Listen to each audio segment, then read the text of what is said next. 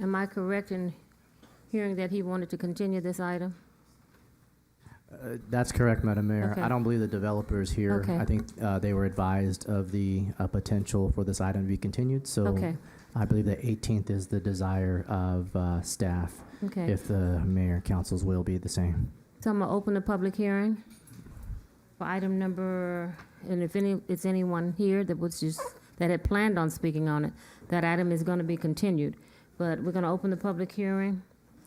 It's a continued public hearing to consider introduction and first reading of ordinance number NOS 2407 and 24208, approving mitigated negative declaration and mitigation monitoring reporting program zone. Is that the correct item?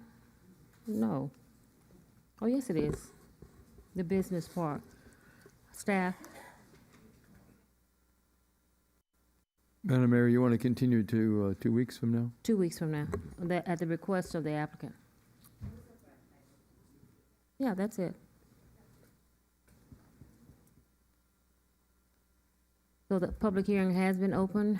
We're going to close it and continue without further objection. Continue until June.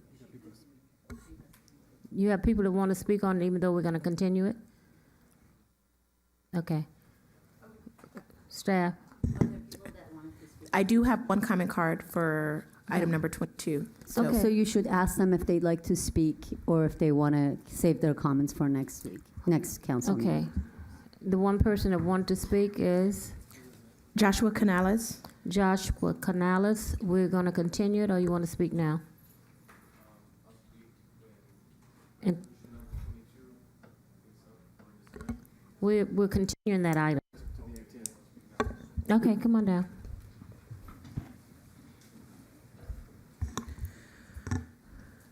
Good evening. You'll have 3 minutes. Thank you. Good afternoon and evening to everyone. It's good to see you all here. Congratulations to my alma mater, Carson High School. Looks like we have a full house. Code Love. All right. How you doing, Will? Greetings on behalf of my father, the Reverend Dr. Isaac Canales, and the faith community that is Mission Ebenezer Family Church, to Mayor Lula Davis Holmes. It's great to see you. Mayor Pro Tem Jawan Hilton, my brother, and our esteemed city council. I'm Josh Canales, the pastor of Mission Ebenezer Family Church. Our church has been in the community since 1959. Thus, we've seen the city grow. And now we're grateful for a project that is considerate to our community, commensurate to our city's general plans, and complementary in addressing the remediation issues that were left behind by Gardena Valley Landfill number 1 and number 2. The reason I'm here today is to speak in favor of the development of the 14-acre open field and landfill that is surrounded by Main Street, Torrance Boulevard, Figueroa Street, and Del Amo Boulevard. We see the development of the said 14-acre parcel as potential revenue for the city of Carson and beautification of a piece of land which has been an eyesore and has seen no change in decades. More importantly, the city of Carson, South Bay, and our greater Los Angeles area deserves a solution to a decades-on-end problem in the remediation of Gardena Valley Landfill 1 and 2.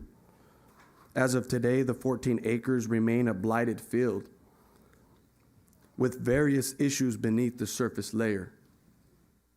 WPT understands the value of this abandoned field, and it has the money to take care of the neglected landfill and offer solutions to this decades-long conversation regarding soil contamination, sinking soil, flooding problems that we both share because we are adjacent.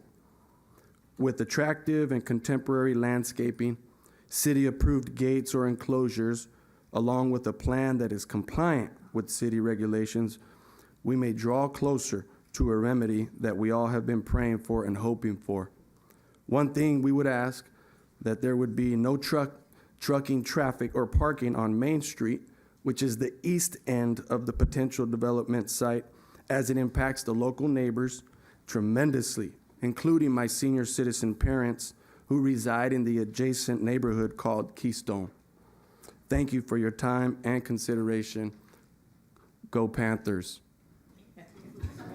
Thank you. Thank you, Pastor. We're going to bring the, Pastor Canales. This item will be heard on, in 2 weeks at our next council meeting if you'd like to speak again. But we heard you loud and clear. Thank you. Anyone else wanting to speak on this item? Hearing none. Was the notice properly posted, Madam City Clerk? Yes, Madam Mayor. And all of the documents are in my office. All the documents, staff? Not hearing none. Without any objection, we're going to continue this item until June 18th, 6 p.m. here at Carson Council Chambers. Thank you. Next, we're going to have presentations to these coats and other people that are here today. So could my colleagues join me at the podium, please?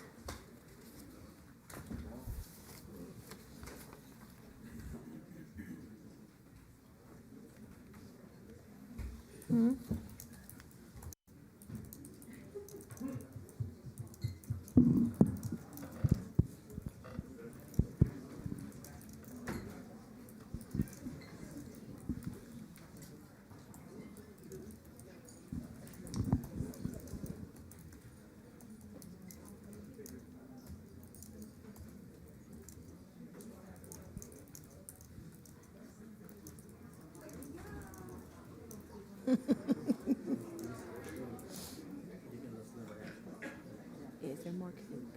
I didn't have any catfish. I had chicken. David, is there more cake? Is there more cake?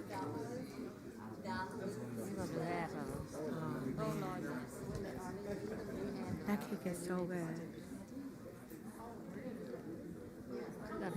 Come on down. We do have a lot, and they're all our own homegrown future leaders of Carson. Hi, Carson Coates, how are you? Good. So good to see you here, and I'm just honored. I was reading in the newspaper about the we're doing a proclamation recognizing the California Academy of Math and Science for being one of the top 10 schools in California. Now, wait a minute. I was just corrected. In the nation. That deserves a bigger round of applause. This made a few headlines, but it should have been on the front cover of the Daily Breeze and the LA Times and everything else. We're doing it right here in Carson. And the principal, awesome. Where are you, principal? Come on down. So I'm gonna.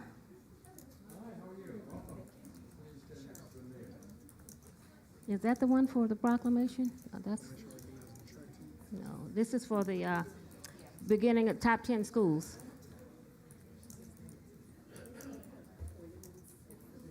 The big one? This is the big one at the bottom. Help us out.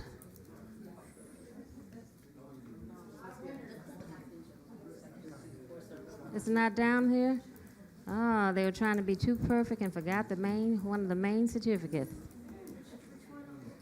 The proclamation recognizing the math and science. That's okay.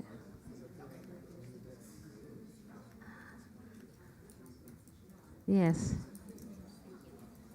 I'm going to have you to stay here and hand us these certificates in order. Raven.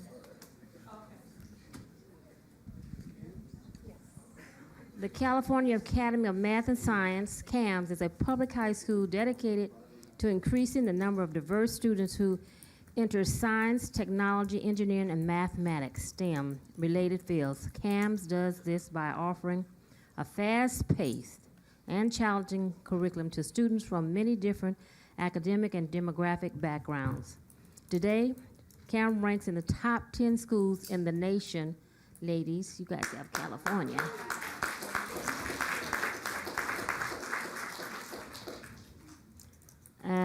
What is this number 5 for? What do you rate number 5 as? We don't know. We won't say that then. The, the advanced placement participation rate is 100%. Students also receive college credits for upper-level engineering electives. On an average, CAM seniors graduate with 22 college units. Wow. That is awesome. Setting the stage for success in college and beyond. Awesome. And we want to turn the mic over to the principal of CAMS. I am so delighted that we are honoring the academic achievements of Carson High School. Wonderful, thank you. That's okay. So my name is Cheryl Cornejo, and I am the principal of this wonderful school, California Academy of Math and Science. We are on the CSU Dominguez Hills campus, so we're right here in your neighborhood. Our school is very small, it's 667 students, but our students are amazing. They do amazing things. Not only do they take all of those academic classes that were referred to, but they also take industry-related coursework in engineering, computer science, and also in biotechnology. And so our students are going on to wonderful, great things in college once they leave us, which will be tomorrow. So I don't have our students with us because we had a very big day today. Today was our senior decision day, so they got to have a picnic and celebrate all of their accomplishments and where they're going to school after they leave CAMS, and then tomorrow is graduation night. So we have a lot of things going on this week, but we were thrilled to be here and say thank you for this recognition. It's wonderful to be recognized by the city that we're located in, and to have this that will be display at our school, and be able to say that our Carson City Council recognized us. So thank you very much. Thank you. And to the staff, we want this proclamation framed, because I do see a few typos here. It says California, and I was just informed that it's the nation, so we're not going to frame it with a mistake on it, okay? So it's a proclamation recognizing California Academy of Math and Science for being one of the top 10 schools in the nation. Whereas the California Academy of Math and Science, CAMS, located in the city of Carson, has been recognized as one of the top 10 schools in the nation by U.S. News and World Report in its annual Best High School Rankings for the year 2024. And whereas CAMS has demonstrated exceptional performance and achievement in various academic metrics, including college readiness, state assessment proficiency, underserved student performance, college curriculum, breadth, and graduation rates as evaluated by the U.S. News and World Report. And whereas CAM's commitment to academic excellence, high expectation, and personalization attention has resulted in a remarkable 68.6% of its graduates being admitted to the University of California, surpassing even many elite private schools in USC acceptance rate. And whereas the city of Carson hereby recognizes and commends the California Academy of Math and Science, CAMS, for its outstanding achievement in being ranked as one of the top 10 high schools in the nation by the U.S. News and World Report. Now, therefore, the City Council for the City of Carson, California, hereby salutes CAMS for its exceptional dedication to academic excellence and encourages them to continually commit to prepare students for future success throughout the year. It's dated today, the 4th of June, 2024. It's signed by the entire City Council, your mayor, of course, Mayor Pro Tem Jawan Hilton, Councilmember Cedric Hicks, Councilmember Jim Deere, Councilwoman Arlene Rojas, and attested to by our City Clerk, Dr. Bradshaw. Thank you so very much. And we will not give this, well, you can take it, but do not, it'll be framed and presented to you at a later date, because it doesn't have the nation on there. Right. Well, thank you very much. Still photo op.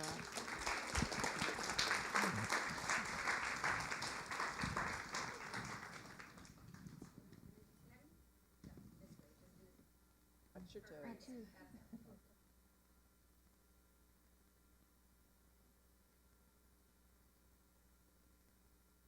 Thank you very much. Thank you. Thank you so much. Thank you. Thank you. What's next?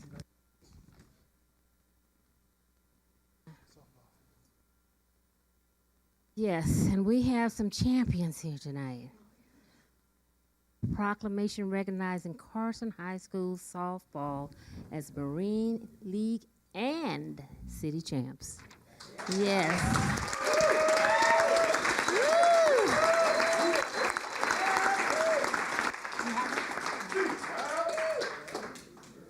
I'm going to have the councilman read off the names. We'll let the mayor All right. read off. Marine League champs for 3 consecutive years. CIF Open Division champs for 2 consecutive years. 2024 Carson High School softball.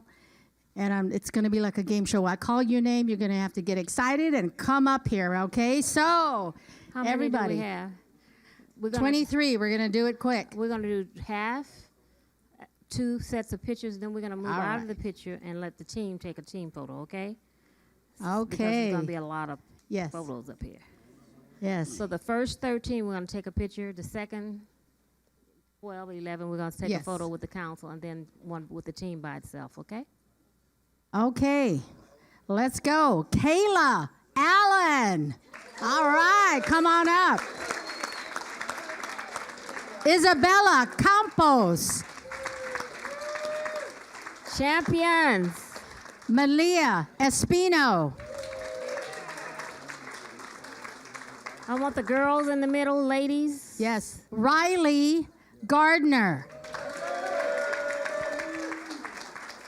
Come on down. Hi, Riley. Ruby Grajeda. Alana Langford. Woo! Woo! Olivia Lomelli. Woo! How many is that? Rihanna Maulupe. All right.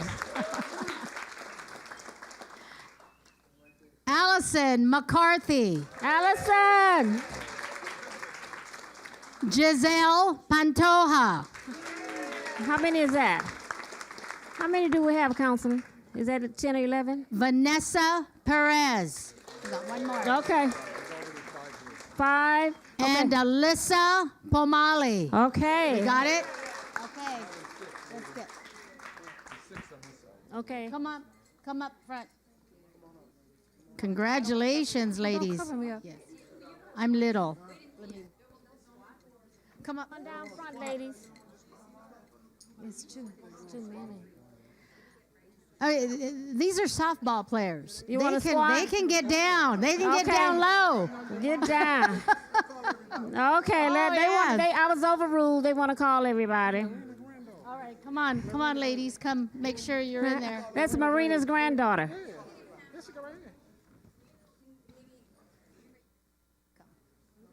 Okay, let's. No, the half of them. They're doing half and half. And then We're gonna do them all. They ladies want. next. They want them all. Yeah. Yeah, we want the ladies to come up.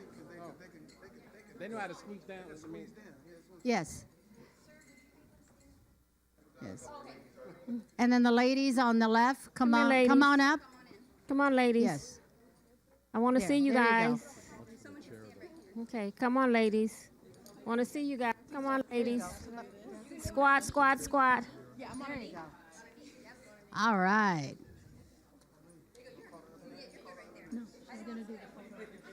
Huh? We don't have enough room. We don't have enough room. Okay. Okay, we're gonna half and half. We're gonna do half and half. It's not enough room. There's only 5 more. You know what? We only have 5. That's all we more. have is 5 more. Can we find room for those? Yes. Okay. Okay, Alexis Rodriguez. Atiana Rodriguez. Geneve Sandoval. Come on up, ladies. Come on up. Letu Simi. That's good. Ashanale Titialili. Come on over here. JD Ventura. JD. Alyssa Villasenor. And now we've got the coaches. So we need some big claps on this. Coach Rudy Aguirre. Woo! Stephanie Aguirre. Woo! Mika Cuz. Woo! And Cam Werner. Woo! Okay. You see everyone? You got everyone? All right, get the coaches up here.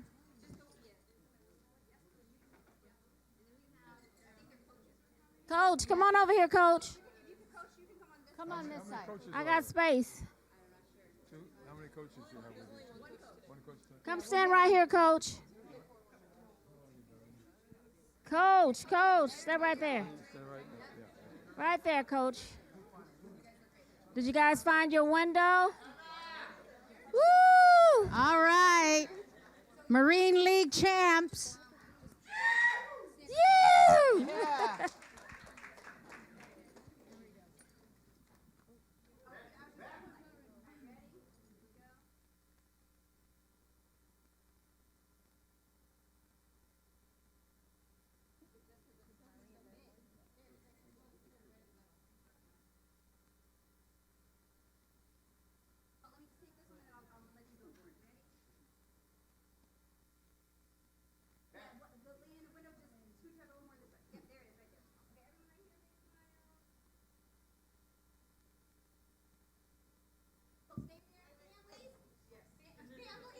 Okay. Hello.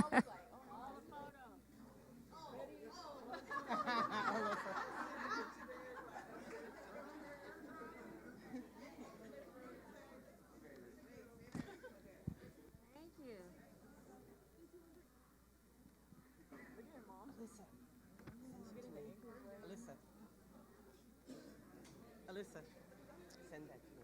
Coach, I want to get all the girls' names. I'll send you all these pictures, one for each girl. Oh, thank Okay, you. I'm I going to send. appreciate it.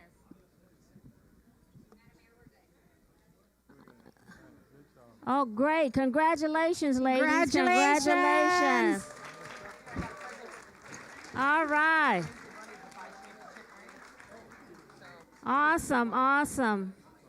Congratulations, ladies. Baseball isn't here, so Carl Warner's going to accept on their behalf. Who's not here? The baseball team, they had a game tonight, so that sentence says Who's the that coach? they're not here, but Cam Warner's going to accept on their behalf. Who is Pam Warner? Cam, right here. She's Pam? Thank you. Thank you. Well, you're going to do a double acceptance here. Stay right here.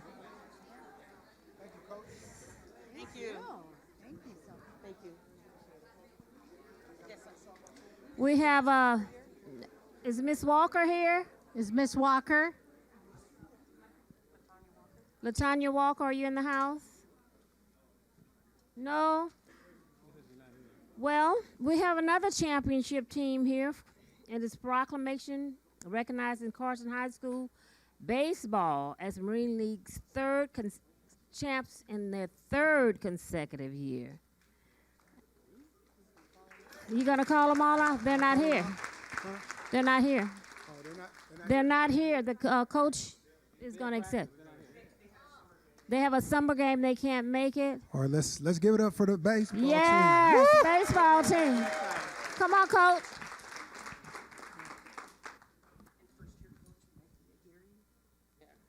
You can say a few words on his behalf. Yes. Oh, and just want to recognize the accomplishments of first-year coach Michael Aguirre. He did an awesome job this year coming in as a rookie coach and a Carson alum. And, and Pastor? Come on down, Pastor. Say something on their behalf. You grew up in the parks and On the baseball team. and on the baseball team. Well, we are so thankful to the city of Carson for recognizing our esteemed Carson High School. Okay, there we go. Our esteemed baseball program that has brought so much life and positivity to our kids in the community as an alum, 1997, former baseball player. It's great. It's a great honor and joy to accept these honors on behalf of our baseball team. So thank you so much. Thank you, Mayor. Stay in the photo. It's good to see you.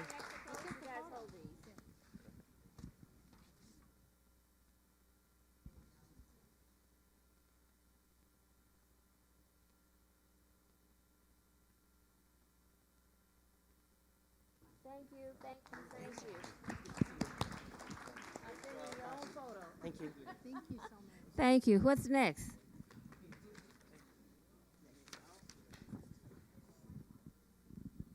Oh my goodness, and the numbers just keep increasing. This is a proclamation recognizing Carson track team as the city chair. Woo! Now correct me if I'm wrong. It says 9 consecutive years. Is that not awesome? Give it up for the track team. All right. Okay. Okay, so once again, I'm going to call you up. Get excited. I want you to run a couple laps around the room and before you get up here. Track. Let me see what you're made of. All right, 2024 Carson High School Track and Field. Taylor Johnson. Where's Taylor? Taylor. Where's the coach? Christina Gray. All right. Tiffany Williams. They're not in order? Okay, let's handle this. Caitlin Williams. Caitlin, you look like a track star. Amy Garcia. Hey, is this a twin? Wait a minute. Come back up here. These are twins.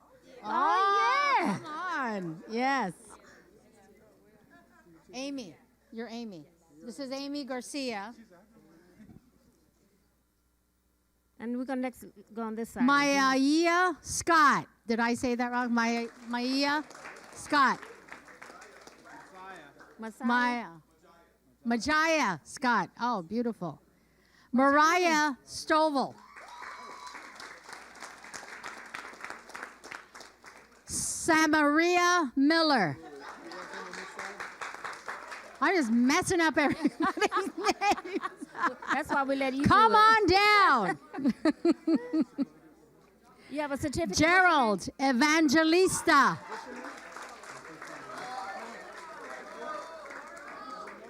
Gerald Evangelista. I'm just. Okay, here's an easy one. Craig Walker. Yeah! That's what I'm talking about.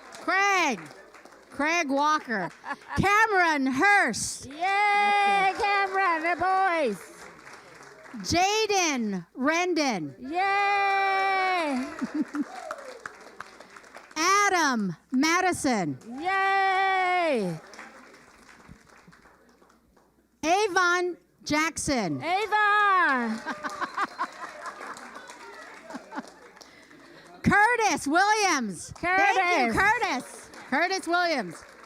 Jaya Westby. Jaya. Yes. Ava Walker. Ava. Come on down. Cameron McGowan. Woo, Cameron. Jennifer Robotu. Jennifer. Did I get that right? Robotu. All right. Olivia Rosenloff. Cameron Williams. Woo! Cameron Charles. Eddie Gibbs. Woo! All right. Lauren Williams. Woo! Lauren Lindsay. Woo, Lauren. Naya Carpenter. Woo! And we've got the coaches coming. James Shannon. Why, James? Head coach Amrit Lal. James, come on down. Come on down. That's everybody. Oh. 2024 track and field. Coach, come on over here, Coach. 9 consecutive city championships. 9. And the boys placed third in the city finals this year. Congratulations. Okay, camera. Would you like to our say a camera few expert. words? How are we going to do this? Okay. Come on, Coach. You want to say a few words? Track and field. I know everybody here has got good knees. Good knees. Come on, ladies. Come on. All right. Come on, come up front. Come on, ladies in front. Hi, darling.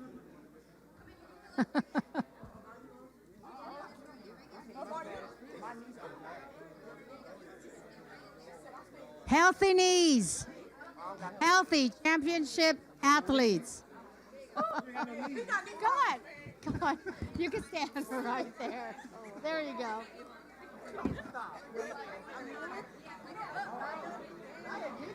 You can probably sit right here. Oh, sit right there. There you go. Or, oh no, just sit on this when you're up high. There you go. Yep. Now we want the girls. Come on. Come on. Get over there. Get over there. Come here, little one.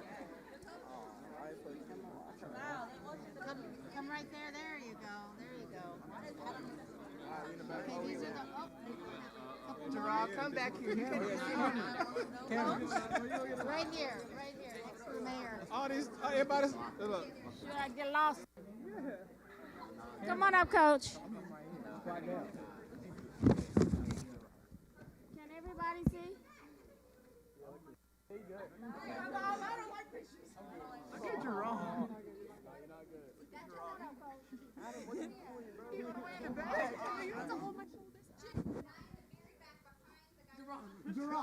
Gerard.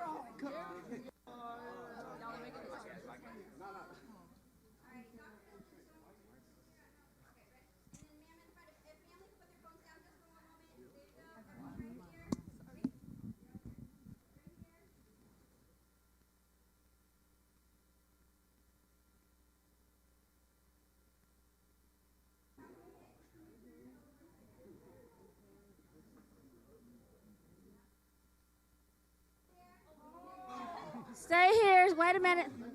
And don't move.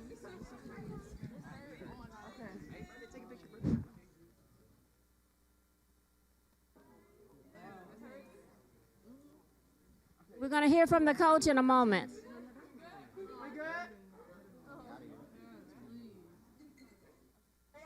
Thank you. Oh, God. I retired in 21. I think he just retired a couple years ago. Yeah, he did.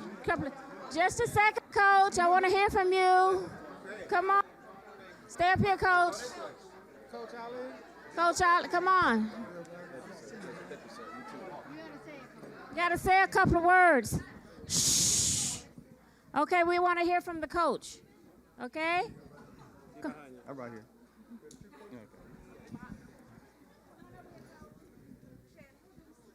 Yeah, come on over here.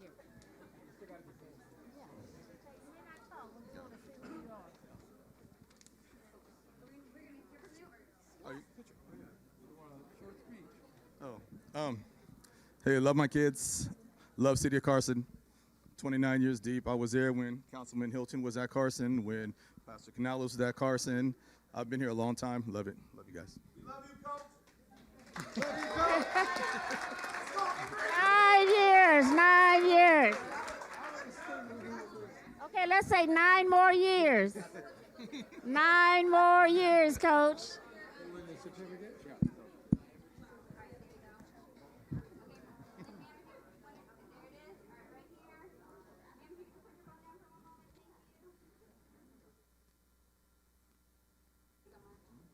Thank you, Carson High, for coming out. Next, we have a certificate for, what I got next? Right here, Philippine Independence. We done. We done. Praise God. We almost there. We're almost there. Proclamation recognizing Filipino Independence Day anniversary by a councilwoman. Whew. I love it. I butchered half of those names, but hey, it's still a celebration. Yes, Philippine Independence Day celebration. We're having the event this Saturday, June 8th, Veterans Park, 8 a.m. Please come out. So this month is recognizing June 12th, 2024 as the 126th anniversary of the Philippine Independence Day. I'll read it here. On June 8th, the community of Carson 2023, the community of Carson will celebrate the 126th anniversary of Philippine Independence Day. Whereas the Philippine Act of Declaration was proclaimed by the Filipino Revolutionary Forces of General Emilio Aguinaldo on June 12, 1898, in the town of Cavite El Viejo, now known as Kawit, located in the Philippine province of Cavite. Whereas through the 1898 Treaty of Paris, Spain ceded the Philippines to the United States, officially ending the Spanish-American War. The United States government did not recognize Philippine Independence Day until the signing of the treaty in Manila on July 4th, 1946. Whereas nearly 2 decades, July 4th was observed in the Philippines as Independence Day.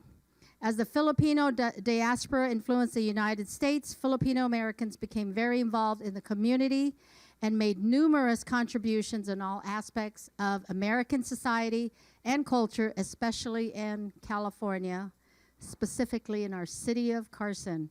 Many people of Filipino descent have contributed to great movements that have helped shape our country and its role in the world, including the late Larry Dulay Itliong, labor organizer, and the first vice president of the United Farm Workers Union, the late Philip Veracruz, co-founder of the United Farm Workers Union, and the late Carlos Bulasan, one of the first Filipino-American novelists to gain fame for his work. Many Filipino Americans have served with distinction and outstanding soldiers who fought as members of the United States Armed Forces for over a century, including, in many wars, including World War II. Today, there are approximately 4.2 million people, Filipino people of Filipino-American descent, many of whom have played vital roles in the development of the United States and have paved the way for Filipino Americans to continue straightening their roles in the broader society. In the city of Carson is proud to recognize the following Filipino American organizations in our community: Filipino Community of Carson, Philippine Independence Day Foundation, Southern California Allied Neighborhood, Erasto Batong Malake Foundation, Kayumangi Lions Club, Dreamers and Visionaries, Fleet Reserve Association Carson Branch, Unit 302, Filipino American Chamber of Commerce South Bay, Los Angeles, and the Confederation of the Filipino American Association, and that's just a few of them to recognize. Therefore, the Mayor and City Council of the City of Carson, in honor of the multitude of contributions that Filipino Americans have made to make this a better country and state for all people, recognize the 126th anniversary of Philippine Independence Day, and we call upon the citizens of the City of Carson to observe the month of June with appropriate ceremonies, programs, and activities.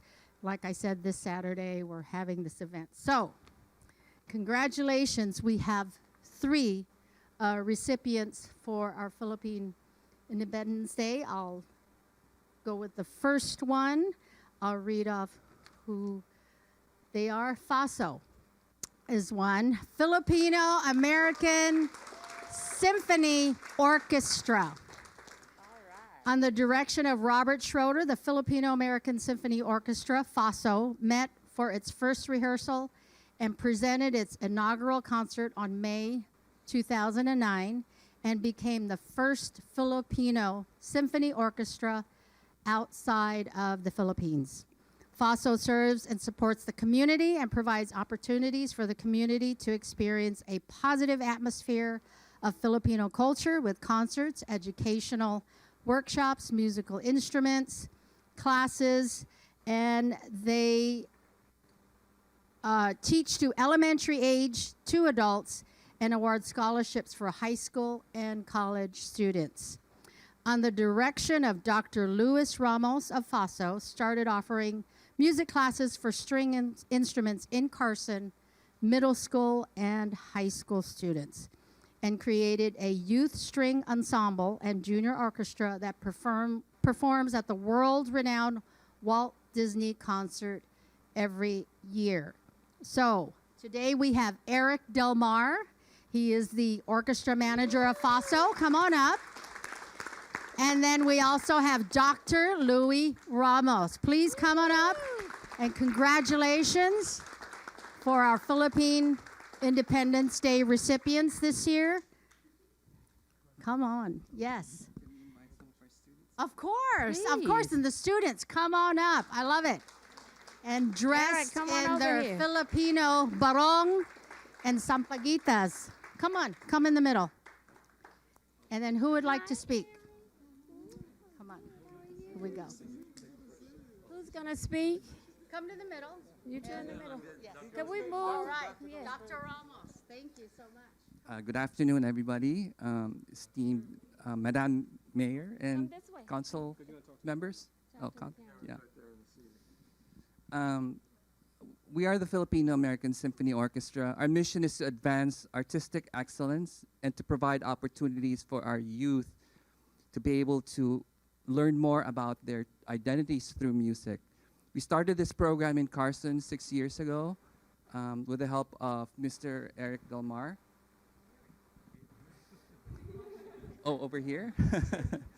And the program has been going very well. We just recently won first place at the Music at the Parks Festival at Knott's Berry Farm. We are very, very proud of our students as they are.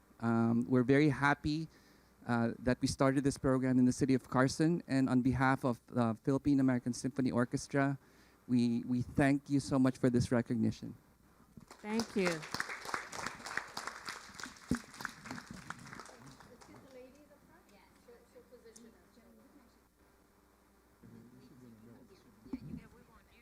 we have a certificate, Arlene? Yes. Come on, Eric. That's right. You're okay. Eric, here, get ready. Yeah, there you go. The ladies come up. Don't worry. It's not gonna hurt you. It's gonna be super fun. Right here. Yep. All right, FASO. Thank you.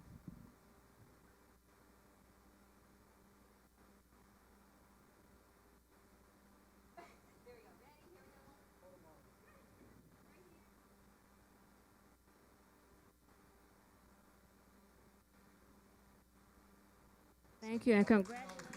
Thank you. Yeah, the parents, how many parents do we have? Come on.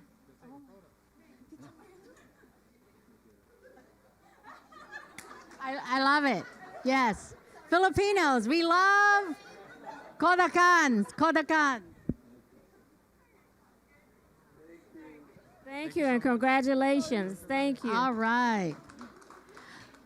Thank you so much. Okay, so we have so many because we have our event this Saturday. And so the next recipient for Philippine Independence Day is under the supervision of our artistic director, Marcial Vista. This is a 11-member, ages 21 to 23. They're not all here today, but they're an all-male dance group from the humble, even impoverished background of Sampaloc, Manila, Philippines. The Junior New System eventually became the two-time grand champion in the hip-hop category of Sayaw Pinoy, the nationwide dance festival organized by the National Commission of Culture and Arts.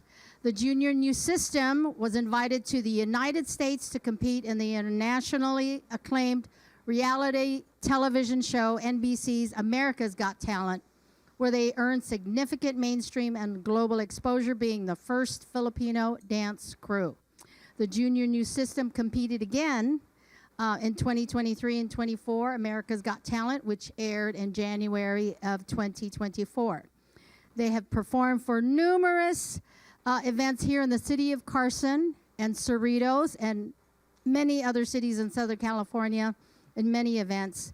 And they are performing this Saturday, June 8th, for our Philippine Independence Day celebration And so come on out and see them. So ladies and gentlemen, we have Marcial Vista and a couple of his team members. Come on up.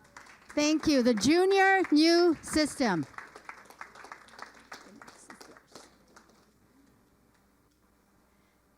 And they're Facebook Live, so we're live. All right, so come on. Whoever wants to speak, come on up, come on up. This is Marsden. There you go. Yeah. Hi, by the way, I'm Mars Vista, the manager and the artistic director of the Junior New System. Actually, Carson, City of Carson is very close to our hearts because when we arrived here 2016, when we are the senior grand champion performer of the world in W Copa 2016, the only talent Olympics in the world, City of Carson adopted us. And that now we are legally staying here, still in Carson. We are the first Filipino dance crew to enter the finals of America's Got Talent Season 13. And we are under Mel B, our coach in America's Got Talent Fantasy League last January 2024. We love you, Carson. Thank you so much for this award.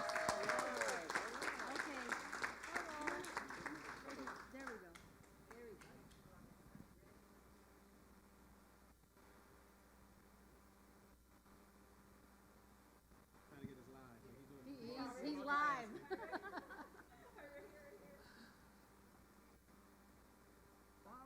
Okay, please see our performance on June 8th. See you on June 8th.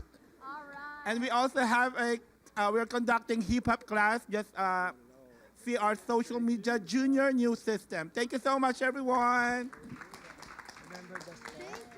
Thank you. Yes. All right. Thank you. Salamat, salamat. Mabuhay, Junior New System. Okay, this last but not least recipient is someone that is close to our hearts in the city of Carson, and it's the mayor insisted that we honor this gentleman for all that he has done for the Filipino community, specifically in the city of Carson. Specifically in the city of Carson. June Moises Aglipe, come on down. He has been here, yeah, I think I met this man when he was 18. Oh my goodness, stand right here. June has been an active member of the Filipino community for more than 30 years, serving for Larry Iglion Day, Filipino American History Month, Carson Kiwanis, and Red Ribbon Week committee members here in Carson. He has served as a Filipino Independence Day Foundation president and chairman from 2015 to 2019, Filipino Community of Carson external vice president from 2016 to 2018, and vice president of the membership for Filipino American Chamber of Commerce, South Bay, Los Angeles. He is an active performer for Sambaquita Youth Dance Group. You know I'm not gonna mess that up. And advisor for Festival of Philippine Arts and Culture. Lastly, he serves as the field representative for our own California State Assembly member, Mike Gibson. I just try to figure out where he gets all this time from. Because he's very busy and, oh yeah, and he's married and has children, but he's a Carson resident. And we have known him since I was 18. Yeah. June. 5 years ago. 5 years ago. Oh my gosh. Well, I can tell you this. Thank you, City of Carson, Madam Mayor, Mayor Pro Tem, council members. Actually, I'd rather share this with all the associations, so I definitely would like to accept this in behalf of all organizations and also my other organizations that are non-Filipinos. So this one's for all you guys, and I'll probably put it on social media and Facebook who you are.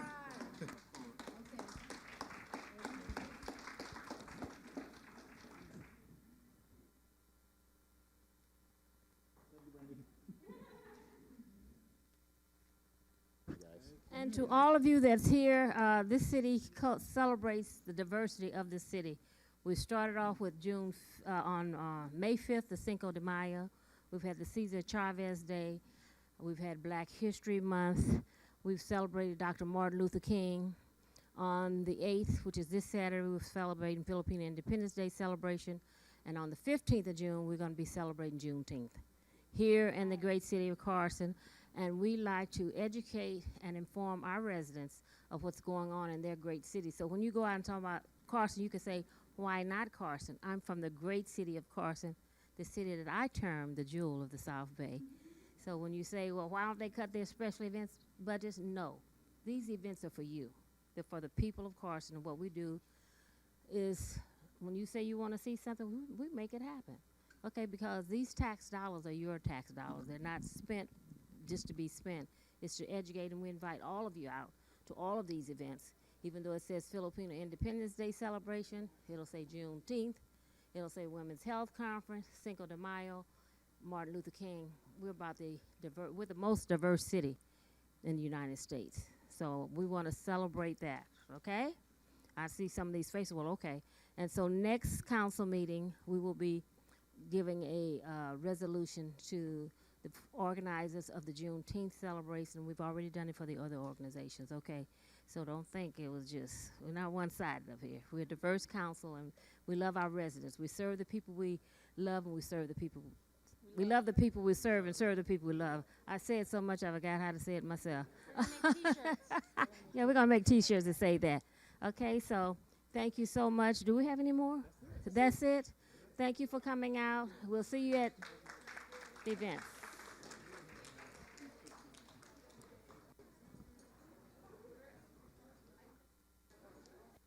Congratulations, my ladies.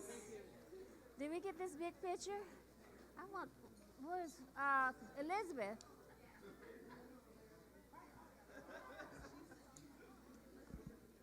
I want to take a picture of this trophy. Oh. Turn around, Coach. Hello.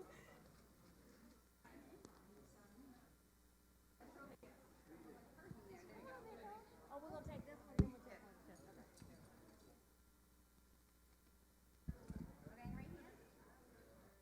Come on, Mom. Beautiful, thank you. My granddaughter. Come on, here with your granddaughter. We have the same name. Those are my two Jennifers. Okay. Look, you knocked me over. Thank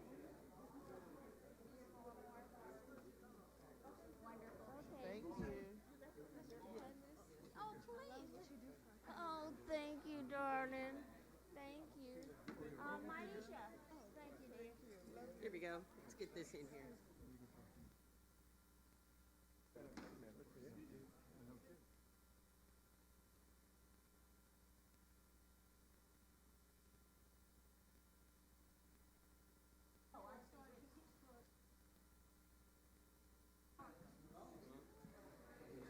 Darn good basketball coach too.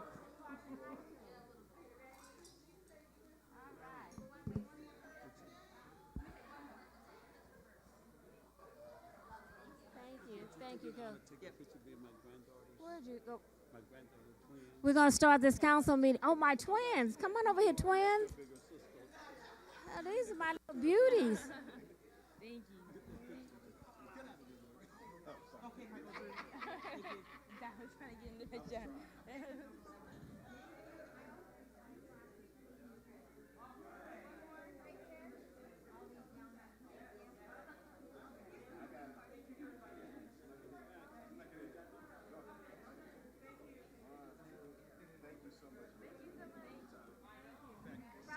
City of Carson and myself are the first sponsors of the Martin Luther King Parade in LA. With Larry Grant.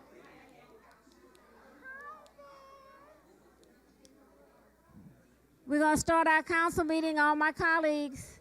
How are you? ¿Cómo está usted? Muy bien, gracias. Okay.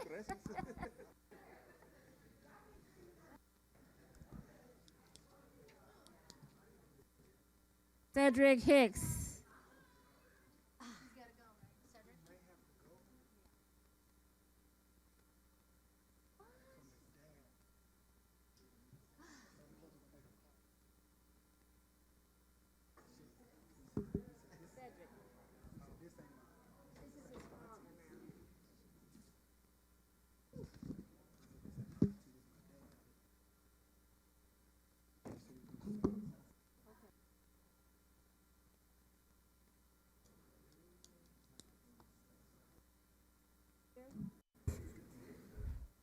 Councilman Deere, paging Councilman Deere to the.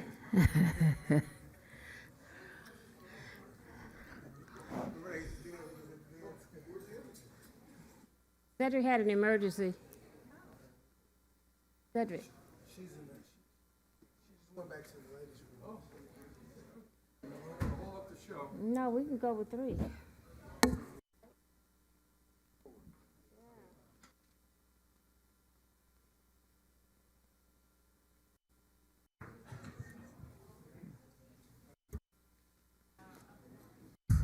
Hopefully our other 2 colleagues will join us shortly, but we're going to keep this agenda moving.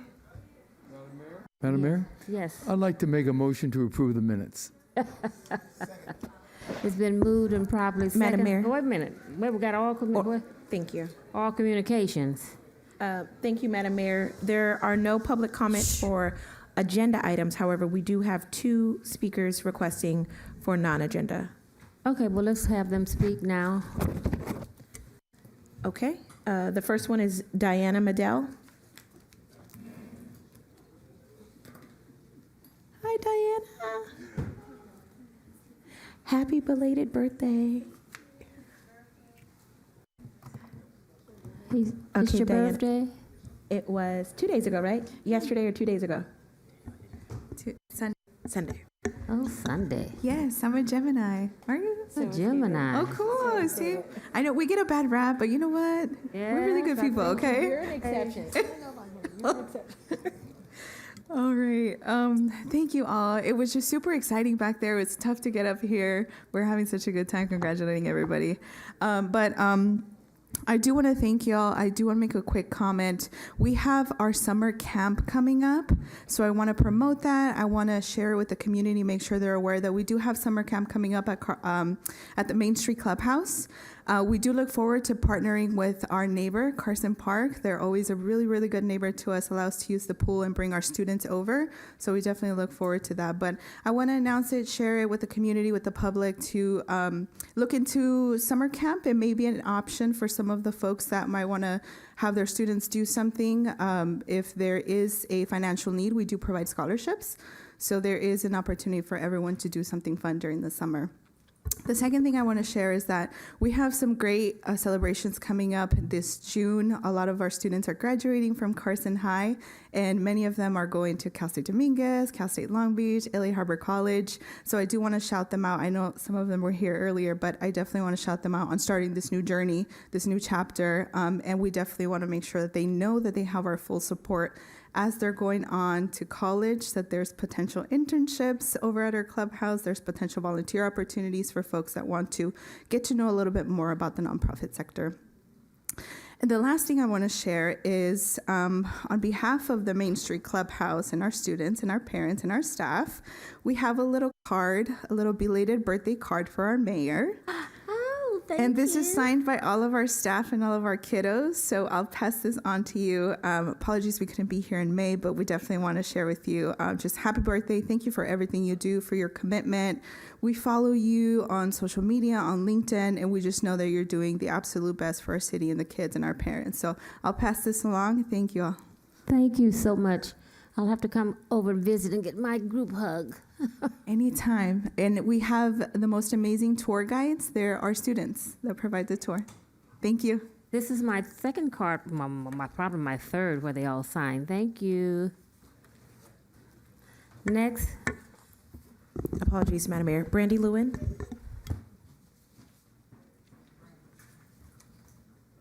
I got on my summer shorts today. You got on what? My summer shorts today. Oh, uh-oh. Getting ready for the heat wave. I am.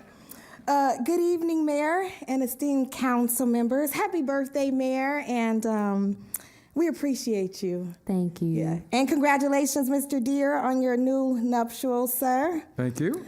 All right, so I appreciate the opportunity to provide an update. As you can tell, I'm relentless about this effort on our ongoing efforts to bring a quality grocery store to the city of Carson. First, I want to express my gratitude for the previous meetings. You allowed me to meet with the city manager and with the city attorney last, and we talked about some things which I'll address here later. Since our last meeting, we've held a successful community gathering on May 28th that was graciously hosted at My Father's Barbecue. The event saw notable attendance from Mayor Pro Tem Juwan Hilton. Thank you very much, sir, for being in attendance. And Homeowners Association President of University Heights, Charlotte Brimmer, further highlighting the community's vested interest in this initiative, which I think we all are in agreement that is important. Additionally, discussions have been underway with the Dominguez Hills Village President and the Homeowners Association to expand our collaborative efforts. In our pursuit of comprehensive data and partnership, I've reached out to Tyreek. Thank you, Tyreek, for insights into key metrics and demographic analysis. While awaiting his response, I'm optimistic about the prospect of fostering a meaningful, grounded partnership with shared objectives and mutual benefits. On to our task force. It now is comprised of 17 dedicated individuals, including esteemed members of our community, who continue to strategize diligently towards our common goal. While I understand the confidentiality of certain city meetings, as there have been meetings according to our city manager, thank you, Mr. Roberts, for meeting with me, I believe it's essential for transparency and synergy that we align efforts of some sort. So therefore, I'm respectfully requesting the council's consideration in allowing a staff member to join our task force. I believe this collaboration will ensure coordination, prevent duplication of efforts, and facilitate effective progress towards our shared effort. We have our next task force committee meeting on June 11th, and our next community meeting, which I would love for you all to come out to on June 20th at My Father's Barbecue. Thank you for your attention and continued support in making this vision a reality. Thank you. We have council aides, and I'm going to ask that our MPT, that will be the staff representative, and one of my council aides also attend these meetings as the staff person. Is that okay with you, MPT? When we can't make it, you should have some staff representation that will report back to us. Thank you. We are very much interested in, but I heard some disturbing news. Yeah. And I'll share that later. And I don't know how we're going to stop it, because as you know, we don't control that. Okay. I do. Okay, I'm very okay, clear so- about that. But my hope is on the 20th to draw out a huge crowd, to draw out a huge meeting. We're going to have to do this in numbers. It's going to have to be done in numbers and making a voice, and that's what the continued efforts are for. 'Cause we Okay. get it. Yeah. So we'll talk offline. Okay, I appreciate that. Thank you kindly. Thank you. Have a good evening. Thank you. Madam Mayor, I know I Next. mentioned two, but one more came through from Mr. Okay. Robert Leslie.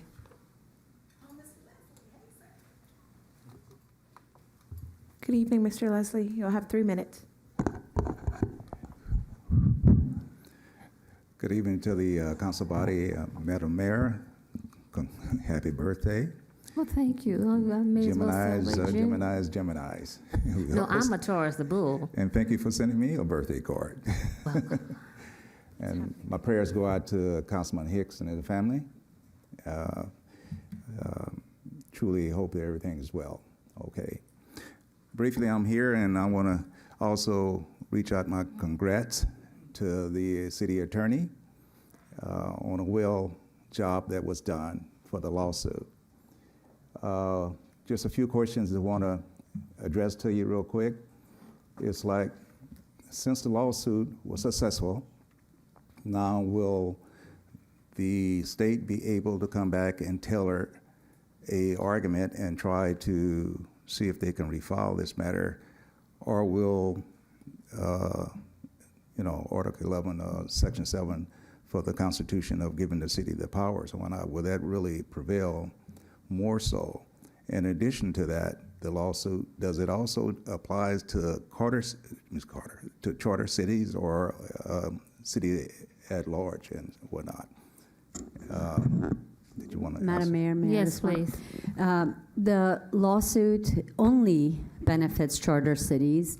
General law cities have a different set of rules that allows the state to pass housing laws to deal with a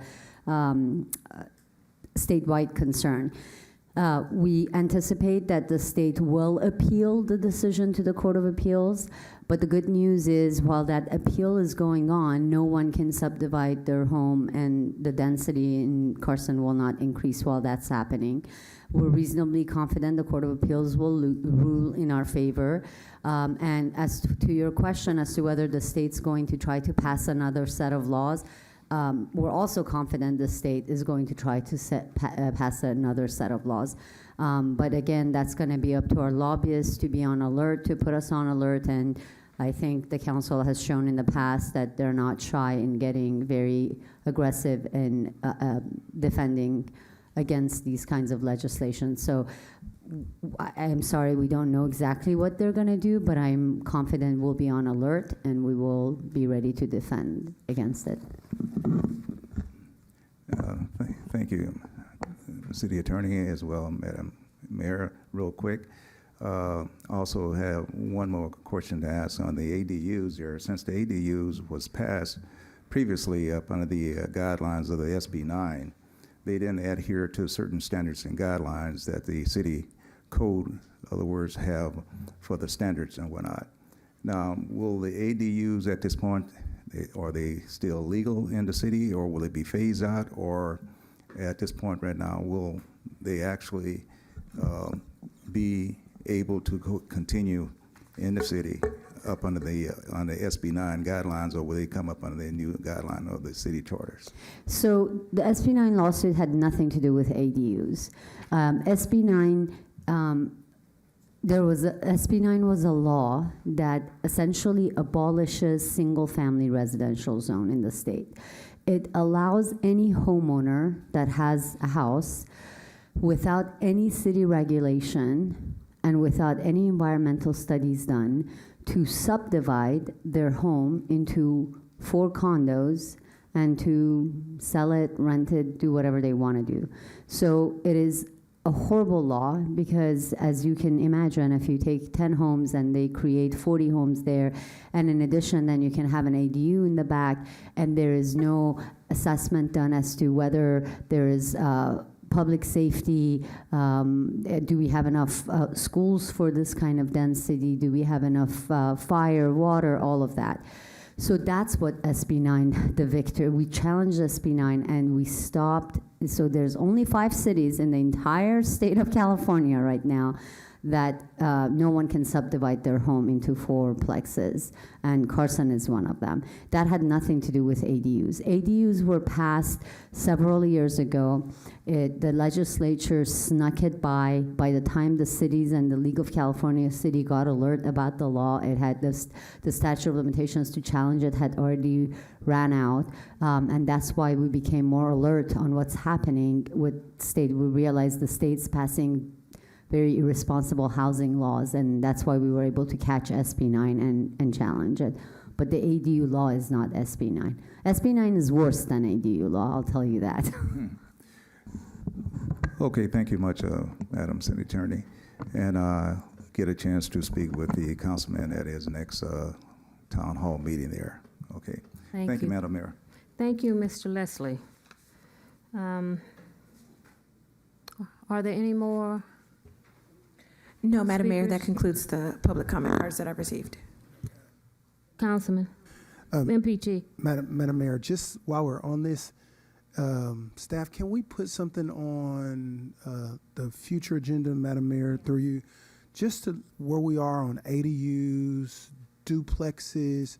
I'm riding through our neighborhoods and I'm seeing people making their houses duplexes and ADUs, and it's changing the landscape of our community. I was riding through a neighborhood where I know that this duplex didn't exist, and I saw a half address, and I'm just like, what's going on? So I want to know, are we permitting those things? So this kind of brought out those things. Can people just do this? Make their homes, can they make them half units? Can they turn their house into a duplex?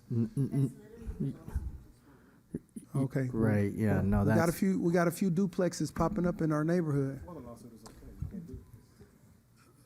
Oh. Yeah, through the mayor to this city attorney, this is not on the agenda tonight, but we all have questions. We're going to bring it back as an agenda the same questions item. other council members have. That's why I want to bring it. Thank you. Next is Now you approval want of the the minutes? Mm-hmm. You ready? Yeah, I'm ready. You Will ready? we approve the minutes? Second. Moved and probably second. Cast your vote. It's unanimous, Madam Mayor. Item number, next is the consent calendar, 11 through 21. Staff, you wanted me to pull out 20 and make an addition or correction? Yes, it's just a correction, Madam Mayor, if you wouldn't mind. It's just some language in the recommendation for number two on that staff report. We have it highlighted. We just wanted it noted for the record that the language was, it doesn't change the resolution or the actual staff report. It was just incorrectly copied and pasted, so. 20? It's item number 20. Yes, ma'am. Recommendation number 2, make the California Environmental Quality Act finding that the approval of project number 1726 Community Center Courtyard and East Parking Lot are categorically exempt pursuant to section 15301 of the California Environmental Quality Act guidelines. Want to make sure that's read into the records. Thank you, Madam Mayor. And so there's been a motion to approve the agenda by, the consent calendar by. Second. Does anyone want to pull any items? 14. Item number 14, Councilman. Okay, we're going to approve the items 11 through 21 with the recommendations that we changed that we made for item 20, and we're going to pull item 14. It's been moved and properly second. Cast your vote. The motion carries, Madam Mayor. I voted. Councilman Hicks. Thank you, Madam Mayor. To the staff, I just want to bring this information to the entire body and to the residents to really understand, since we were talking about ADUs. This is an Assembly Bill 1164 in regards to taxation of those properties that have been subdivided by ADUs will be exempt from actually having taxes placed on those buildings for ADU. So, right. So thank you, Councilman. So this actually bill is to oppose that specific Senate bill that's being proposed, and so that's. Thank you for pulling the item and letting just the council know. I believe everyone on the dais has had an opportunity to read it. Again, it's in opposition. We're joining some other cities in that same opposition to oppose this specific bill because of just what Mayor Pro Tem had explained about these dwelling units. And so it looks like that the Senate bill is proposing that there be a tax exemption exclusion for anybody that builds a dwelling unit, which is. I think it's up to 7 years. Yes, bless you. So that's exactly what this is, and so it's just part of some additional legislation that legislators there in California are trying to push, and so we as a city are coming against that, and so that's what's before you all. This was one of the Senate bills that, mind me being the chair of the South Bay COG, it came before the 17 city bodies, and we opposed it as well. So I just wanted to make sure we, as a body from the city, that this council got the information to really know that how ADUs are being shoved down our throats. In addition to that, they're trying to now take the taxation away from the communities and not be able to collect taxes on those ADUs. So they're just trying to make it where it's free all the way around so that nobody gets a dime except for the person that has the property itself, and that no taxation comes back to the city. And if I may, we should do an item on it. That's an unfunded mandate on local agencies, because then you're required to bring public safety and all of that, and you have no funding to do it. They're really going too far. So my recommendations or my motion is to take a position of opposing Senate Bill 1164 and direct staff to transmit a corresponding letter. We did. That's what Second. That's what the letter is. I'm just. Oh, you just reading it out? Yes. Yeah, we already opposed that. Okay, we oppose it, everyone. It's been moved and probably seconded if we want to vote, but that's what the letter is. Thank you. For the record, you pulled it. Thank you.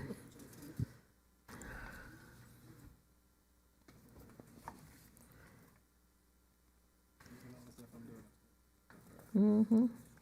Item number 22 is being continued. Item number 21 is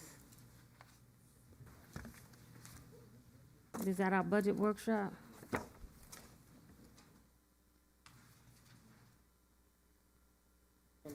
No, 23, Madam Mayor? You're just going through consent calendar, I believe. Yeah, I'm listening to my MPT. Item number 23 is the budget workshop. Yes, ma'am. 21? Can we call that back, 21? Well, we'll call it back, we'll pull it and re-vote on it. Yeah, can we I just want to point out something on the 21. Item number 21? Sure. Thank you, Madam Mayor. So this item is, there is a recommendation or consideration of resolution before you all to approve and allocate additional funds to our existing 4 maintenance contracts, RJ Noble, All-American Asphalt for the Public Works Annual Paving Maintenance Project. And this is just reallocating some funds from within the departmental account to move over into the operational side so that way we can complete part of the project. So some of the funding that we're asking to reallocate, which is above my signing authority, which is why we're here, is coming from the from the maintenance line item. And so we want to ensure, for the record, that the money that's being transferred from the maintenance side of this particular contract is not stating, we're not saying we're not going to provide maintenance equipment for this project moving forward. Is just for this time period, because we're not going to be able to purchase equipment before the end of the year. So this is just additional funds within this contract that we wanted to move money over so we can complete this the action that is before you. But this is not going to subsidize or eliminate maintenance equipment as we move into this contract after the first of the year. So I just wanted to get that clarity, because some employees were thinking that this was taking away funds for their maintenance or taking away equipment, and saying, hey, if we've done all of this work, we're going to need continued equipment to maintain all of these fine streets that we're doing, all of this excellent work that we're doing. So I just wanted to have it on the record tonight to be clear that we're just moving this little money over to make sure that we can meet this little shortfall, but this does not impede going forward buying equipment in the future. This doesn't prohibit them doing any of that or buying equipment for them. Director That's correct, Rogers. and we have a director of public works can speak to it as well. But just again, as clarification, it's just moving funding over so we can complete the project. It has nothing to do with an elimination of any maintenance equipment. And honestly, the staff that worked on this was primarily our analysts, and then moved it up to our director, who made the decision that, hey, rather than sit on the project and not have the project move forward for the next 2.5 weeks, we just wanted to do the transfer of funds. But Before our public works director speak, correct me if I'm wrong, but at some time, I think there was an SMP or resolution passed that said, as long as it's not labor, you can move line items as long as your bottom line managed, and that you guys were maybe going to report to us quarterly on what those items were. So really, I'm just wondering why this is before us, because it's in your line item. Right, Madam Mayor, it's because of the dollar amount. It's like 500,000. The total dollar amount that Well, the total dollar amount is 9.1 Yes, sir. million, but the amount that we're the moving. discrepancy that we're talking about right now Correct. is 550. But it's in your line item. Am I correct? Yes, ma'am. Yes, but I understand you're being precautious. Well, we don't. I don't. Even when we change that policy, Madam Mayor, that's for departmental operations, not for contracts. So I still don't have the authority to move money like that over the threshold of 75K from contracts. Oh, this is a contract. This is a contract. So it's not a line. It's in the. This is within the contract. There's a budget itinerary, right? And so there's operations, there's equipment, there's salary, for this particular. So it's not an amendment, because we're not asking for more money. We're just reallocating the money that you've already assigned within the contract, but because it's over 100,000, which is my tops and goes beyond my signing authority, we have to bring it to you for approval. Now, I know it seems It sounds like a budget counterproductive in amendment to essence us. because but it's separate from what we had asked and approved was within departmental budget. So, This is okay, separate because it's a contract. It's a contract. You're amending the contract more or less. In essence, yes, but we're not asking for money. I understand that. Correct. So you're amending the. We're moving monies Thank within the you. contract, but it's over my signing authority. Oh, which well, I is can why we're- understand that because I know That's all we that had is. given you the authority as long as you were at your bottom line. If you needed some more money in 807 and there was a surplus in 811, you could do it without coming Yes, ma'am. before this council That's- because your bottom line stays the same. Correct, but that's for Okay. departmental funds. Okay, thank Yes, you. ma'am. I'm pretty much, I'm good with it. I just wanted it to be on the record that it wasn't, we were taking money away from them and they weren't going to be able to go forward with equipment. No, we're not doing that. So, Madam Mayor, I have the same questions MPT has. Staff also approached me, and they want to know what's going on here. And so if you're moving $500,000, $500,000, you're saying it's within the contract with American Asphalt and the other, or is it just within the budget of the Public Works Department? So, Councilmember, I can answer that question. Thank you. So the money we're moving is money that's not going to be used by the end of the fiscal year. So that money will be associated with projects that are categorized in the CIP budget. Nothing is being taken away from operations, and there will be left over there for things that have not been purchased. But this one does not affect the other. I think the conflict, if I could say, is just the word equipment. So it's just the title that's being associated with the dollar amount and not the action. Well, because we want transparency, and that's Correct, why yes, we're of asking course. these questions. MPT and the mayor and I, we're asking these questions because we work for the residents and the taxpayers, and we want them to know what we're doing is within best practices of city manager and his staff. And I think that's pretty important that we discuss it publicly. That's what these council meetings are all about. So you're saying that there's absolutely no effect on the maintenance of the city by moving $500,000? There's two areas where this money is going to be moved from, and they're both associated. I see, okay. And those projects are going to be done next year? This money is coming from this fiscal year's budget. Has nothing to do with 24-25. So did we over allocate? No. By it's- 500,000? I mean, No, sir. You know, I mean, the people are going to wonder. Sure. If you're moving $500,000, what is not going to get done? What is that money not going to be applied to if it's applied to this new, expanding the contract? Understood. So can you tell us that? Absolutely. So what's happening is that there's projects that are being done and there's work that's happening now, right? Where this particular dollar amount is not going to be spent before the end of the fiscal year. So we're just reappropriating that money that is not going to be spent because we're not at that point of the CIP project yet in order for us to continue paving the streets in the manner of which we're doing. So it's kind of fortunate that we were a little more liberal on allocating maybe $500,000 more, or maybe the projects went a little slower. But this fiscal year is going to end in a few weeks. Correct. And that's I'm sorry, I didn't mean to step on your No, words. so we're just kind of making this adjustment, and then it'll be corrected out when we approve the budget. Exactly. That's Okay. exactly what's going to take I think that makes sense to everyone. Yeah, Thank you very much. It made sense when I talked to you earlier. I just wanted to put it on the record. Fair enough. So I'd like to make a motion to move this item forward. I'd like to make a motion to adopt resolution number 24-047, a resolution of the City of Carson Council to increase the 2023-24 budget in the general fund and special revenues fund, appropriating $9,141,174.84 from the general fund reserve fund to cover additional costs for year one of 4 pavement maintenance contract. Second. It's been moved and properly second. Cast your vote. Madam Mayor, the vote is unanimous. Thank you.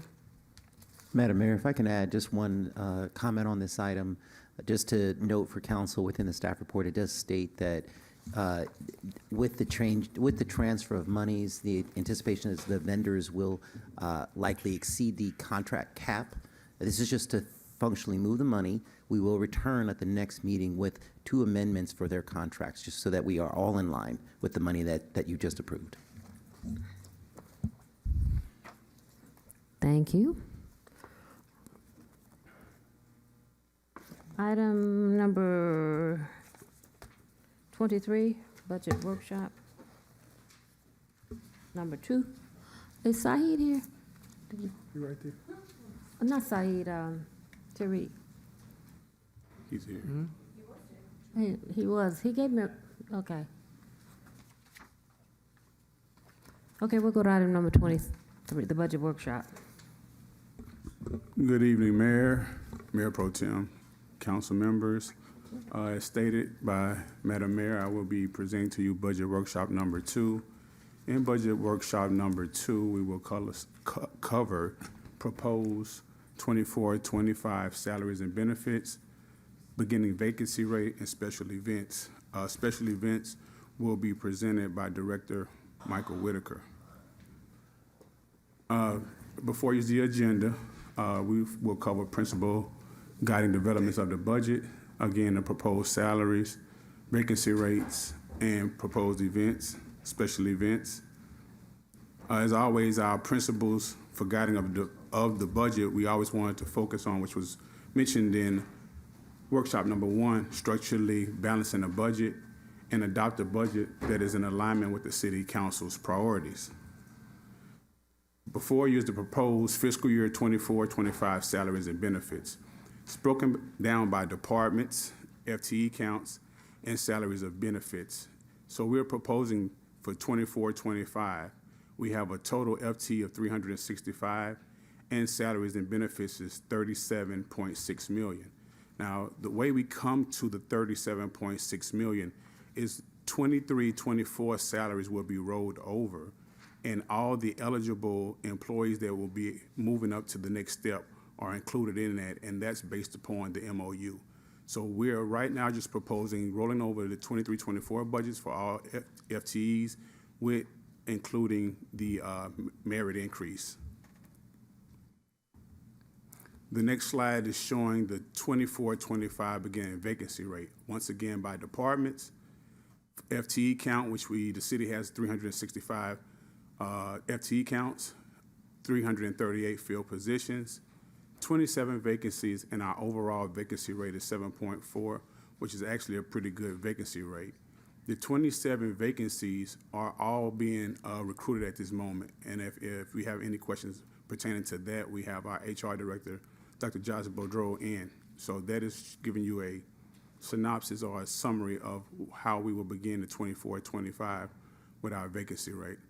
And I know it was short, but that ends my presentation. And just keep in mind, I want to just throw in the caveat that budget workshop number 1 was where I went over the operation and maintenance. So I'm just fulfilling the rest of the general fund by doing salaries and benefits.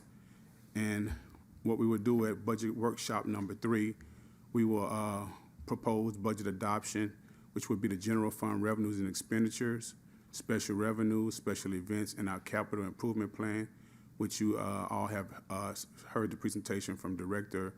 Arlington Rogers. That concludes my portion. If I have any questions, I'll do my best to fill them. If not, Director Michael Whitaker will come and give his presentation on special events.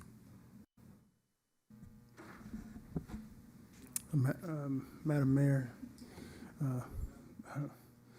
Mr. Johnson, he's already finished his. Okay, all right, okay. All right.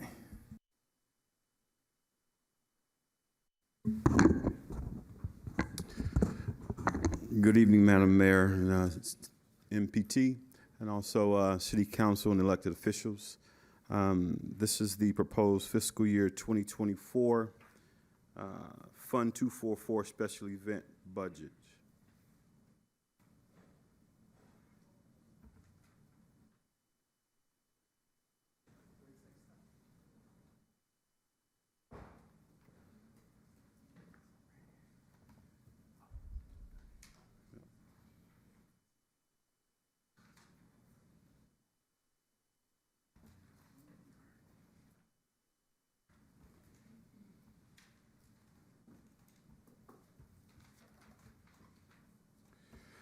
right.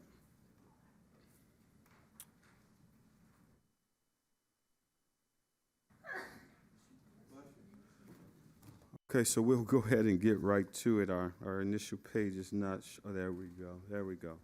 So this is the special event budget for 24-25 for the fiscal year for our special events that we have.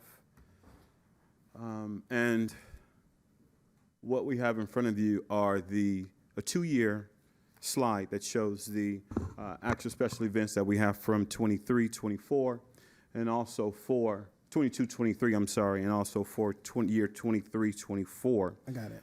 We also show the adopted budget so that we can get a better understanding of the information that we have listed. We also provided an estimated attendance of the events that we currently have. And so what we're looking at is for this year, for 24-25, we're asking that all of the events continue the way that they are and be rolled over to next year, exactly the way that they have been in the last 2 years.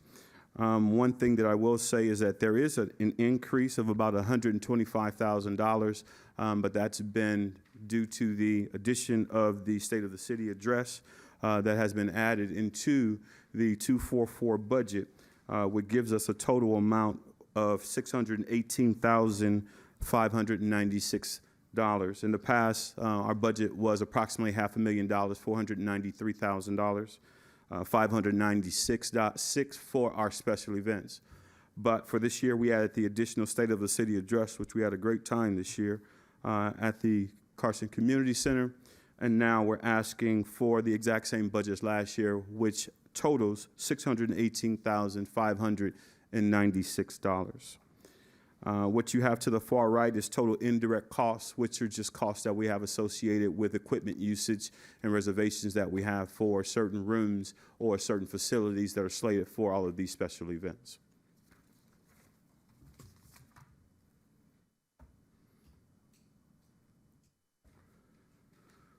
On the very next slide, it shows our 101 budgeted account, which shows the special programs that we have for the city. It also shows the attendance of all of these events. And out of the events that are shown, we have 2 events that actually are events that have a ticket. Oh, I'm sorry, please excuse me. There we go. Of these, we have 2 events that are listed here, which are the Hispanic Heritage Mariachi Festival, which is one of them where it's actually a ticketed price. And so it's a max capacity of 335 for that particular event. So we cannot exceed that particular number, but it definitely shows the budget that we have for that particular event. And it also, for that event, we do have a ticketed price for each individual seat for this particular event. For the 101 funded events, we have a total adopted budget for 22-23 and 23-24 of $209,000 for 22-23 fiscal year, and also for fiscal year 23-24, we have an adopted budget of $267,275.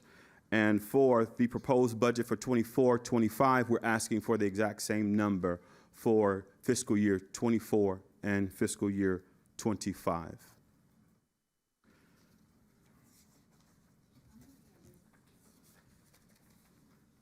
I'm looking at the proposed special event fund 101 budget.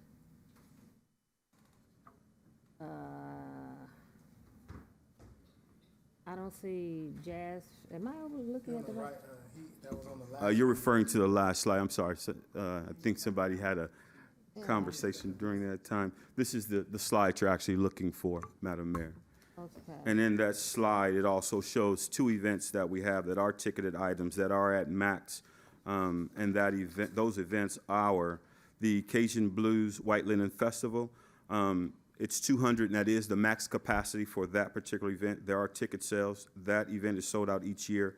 And also for the Women's Health Conference, it's approximately 600 in attendance at that event, and that is a ticketed item also.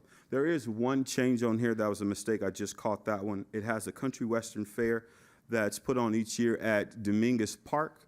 It shows 750 in attendance. That number is not correct. That's supposed to be a 1, not a 7. So it's supposed to be 150 as opposed to 750 people that attend that event regularly.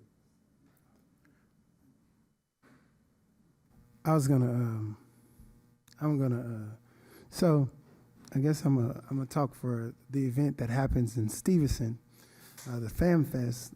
I would like to see, looking at all these other events, I like to see an increase in that event. And I know that the mayor has been talking about this for the last couple of years, this indirect cost. If the staff are at work, I don't understand why half of the budget is ate up in indirect costs. I'm still. To make that a bit clearer, we do have staff that are scheduled to work on that particular day. We have part-time staff as well as full-time staff that are scheduled to work. We have park maintenance staff that are scheduled to work on those days as well, as are part-time and full-time. But for an event of that magnitude, we bring in additional staff that work that day. It's not just the center supervisor that's at that particular facility. We have the stage alone, the stage that we bring out each year. It ranges anywhere from $2,500 to $3,000 just to come out and put up that stage. They have certain regulations in regards to that stage where those employees have to be specially trained and actually have a certification in order to bring that stage out. Because of the tonnage of the stage and the weight of it, we have to get specialized vehicles, and also those employees have to have a specialized license in order to actually drive the stage 1 mile away from our corporate yard where it's actually stored. And so, for example, we have staff that are there to set the event up. We have our entire reservation staff that load the trucks on Thursday. They set the events up on Friday. We come back in on Saturday, tighten everything down, and then at the end of the night on Saturday, they also come and they load everything back on the truck, take it to the yard, and on Monday, we have to restock those shelves and put all of that equipment back in its place, wash, clean, fold it, so forth and so on. And so it takes a number of people. We also have custodial employees that come and clean up the facility, come take out the trash the entire 6 hours of the event. We also have maintenance, park maintenance staff that come and clean the trash cans out during the event also to make sure everything is nice and clean before the event, and also cleaning up after. After the event ends, it probably takes about 3 hours for them to get the park to look exactly the way that it was the day before. So there are multiple things that are entailed in those indirect costs that are provided for this particular event. I would like to see, I would like to see FamFest go up. I mean, all the other events that had the same amount, and I would even like to see Cajun Blues. It went up $1,000. All these other events went up, except like the FamFest and all these. I would like to see FamFest go up. We need more money. Madam Mayor. I said you went up 1,000. All these other events went up more thousands. Yeah, more than that. So I want more than that too. You know what? The recommendation that I want to have right now, because I could see us merging and downsizing some of these events. So before you do your entire presentation, my recommendation is that we leave this budget the way it is, and I want to establish an ad hoc committee to go over this with a fine-tooth comb, and then come back and make a recommendation. And from that event, I'm going to ask the MPT and I to be on that ad hoc committee, and we'll come back with a recommendation, because there's no way in the world we're going to sit up here tonight and pick and choose and bicker and fight. And I'm concerned about these numbers that are on here also as far as attendance, and I'm also concerned about the indirect costs because it's work, because just take the Jazz Festival for instance, $29,000. I put on the whole Jazz Festival for $30,000, and that was including staff and cleaning up the park and everything else. And I went outside and did it. And I understand that we have a stage, but if we did not have the stage, the staff wouldn't be working, because they're specialized and they wouldn't. So I'd like to see a complete breakdown of what it is, because I know when one year when we went into the indirect costs and overcharge of these items, it was labor intense, very labor intense, whereas we could have had a electrician to come out and start, do his thing, her thing, and leave. But the electrician may be there all day, and that's double time because he or she is off. So there are ways to get this down. And so what I'd like to see right now is take your big ticket item and cost it out, and then we have indirect costs for the community center. But if I book that community center for the women's conference, there's no way in the world we're gonna charge $22,000 if I was Miss Susie coming in and wanting to have a women's conference. It wouldn't be $22,000. It would be my food, my tables, and my chairs. So, you know, and everybody know I run a labor volunteer group, and I'm looking at these numbers, they're like, so please break them down. I'm asking that Mayor Pro Tem and I be on the ad hoc committee, and that we adopt this budget just the way it is and come back with a recommendation, and then we will vote on it from there. And Madam Mayor, I also wanted to add, that is the last page on my slide. To come back on my thank you page, my recommendation is establish an ad hoc special event ad hoc committee so that we can show some synergy in regards to She jumped to the end. it's Yeah. supposed to be. And to my colleagues on the city council, some of these events, we got involved, and I mentioned at the last meeting, our own, well, she has 3, he has 2. We need to be consistent. Some of these events can be merged. I know you did it with 9/11 and something else, but, you know, like the Heroes Day and something else. 9/11 and Heroes 9/11, Day. they used to come on the PIO. We combined them, but they wasn't in our budget. They were in a PIO's budget. So I want to look at the entire cake and make recommendations. And Madam Mayor, Yes. can we also look at donations when you do fundraising for these events? Well, that's what we have to, that's what we were supposed to do, fundraising. And the recommendation for me is that a lot of these events all of them remove council from them and let staff do them in the volunteer organization. Staff is very intimidated when we show up at these meetings. You know, they can't say what they want to say. We got involved in putting on events because we didn't have the money. And so the I like that. Filipino Independence Day Foundation, all the organizations came and they put these, you remember, so. Correct. Yeah, that's, if your name is gonna be hung to this and you wanna be sitting up there, you better be raising some money. Okay? Okay, so that's my recommendation, without any objection from my colleague, is that we adopt the budget the way it stands and come back with a recommendation after the committee looks at it. Because this document is a living document. It can be changed. You can add and take away. So, Madam Mayor, you just don't need a motion, I don't think. Well, We I'm just want to buy into. Unless you want one, we'll give you one. Oh, that's my recommendation, is that's what we do. Oh, it's a good recommendation. I Okay. mean, we need to, you're going to look at it a little further before we actually pass All the the way final budget, down. and MPT will be satisfied. Yes. Because, again, an event that only has 500 or less people is not a special event. It's a park program. And whatever it takes to put it on should be in the recreation budget, not showing up under here. Someone came up with the idea years ago that even a cooking class was in this. Well, what are we in the business for? Yeah. We just need to go back and revisit, and a lot of these are not special events. They're park programs.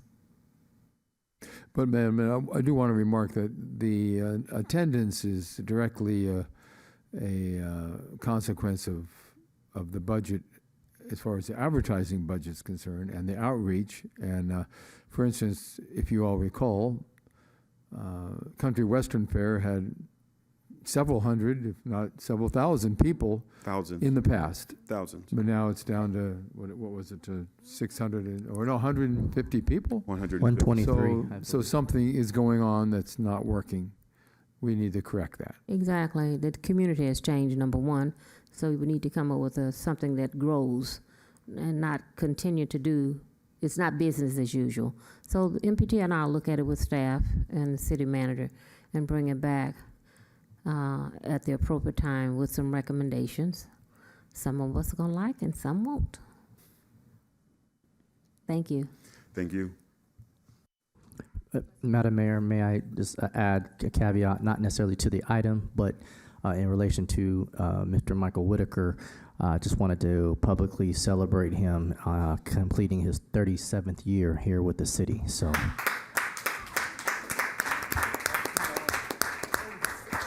well done, sir. Well done. He's 14 years old.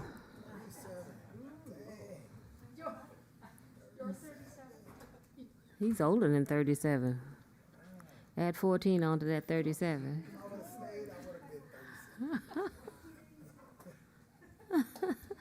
So thank you, Mike, for this and for the budget. I've had an opportunity to meet with it, and I wasn't being disrespectful. It's just that I saw it. I had my comments.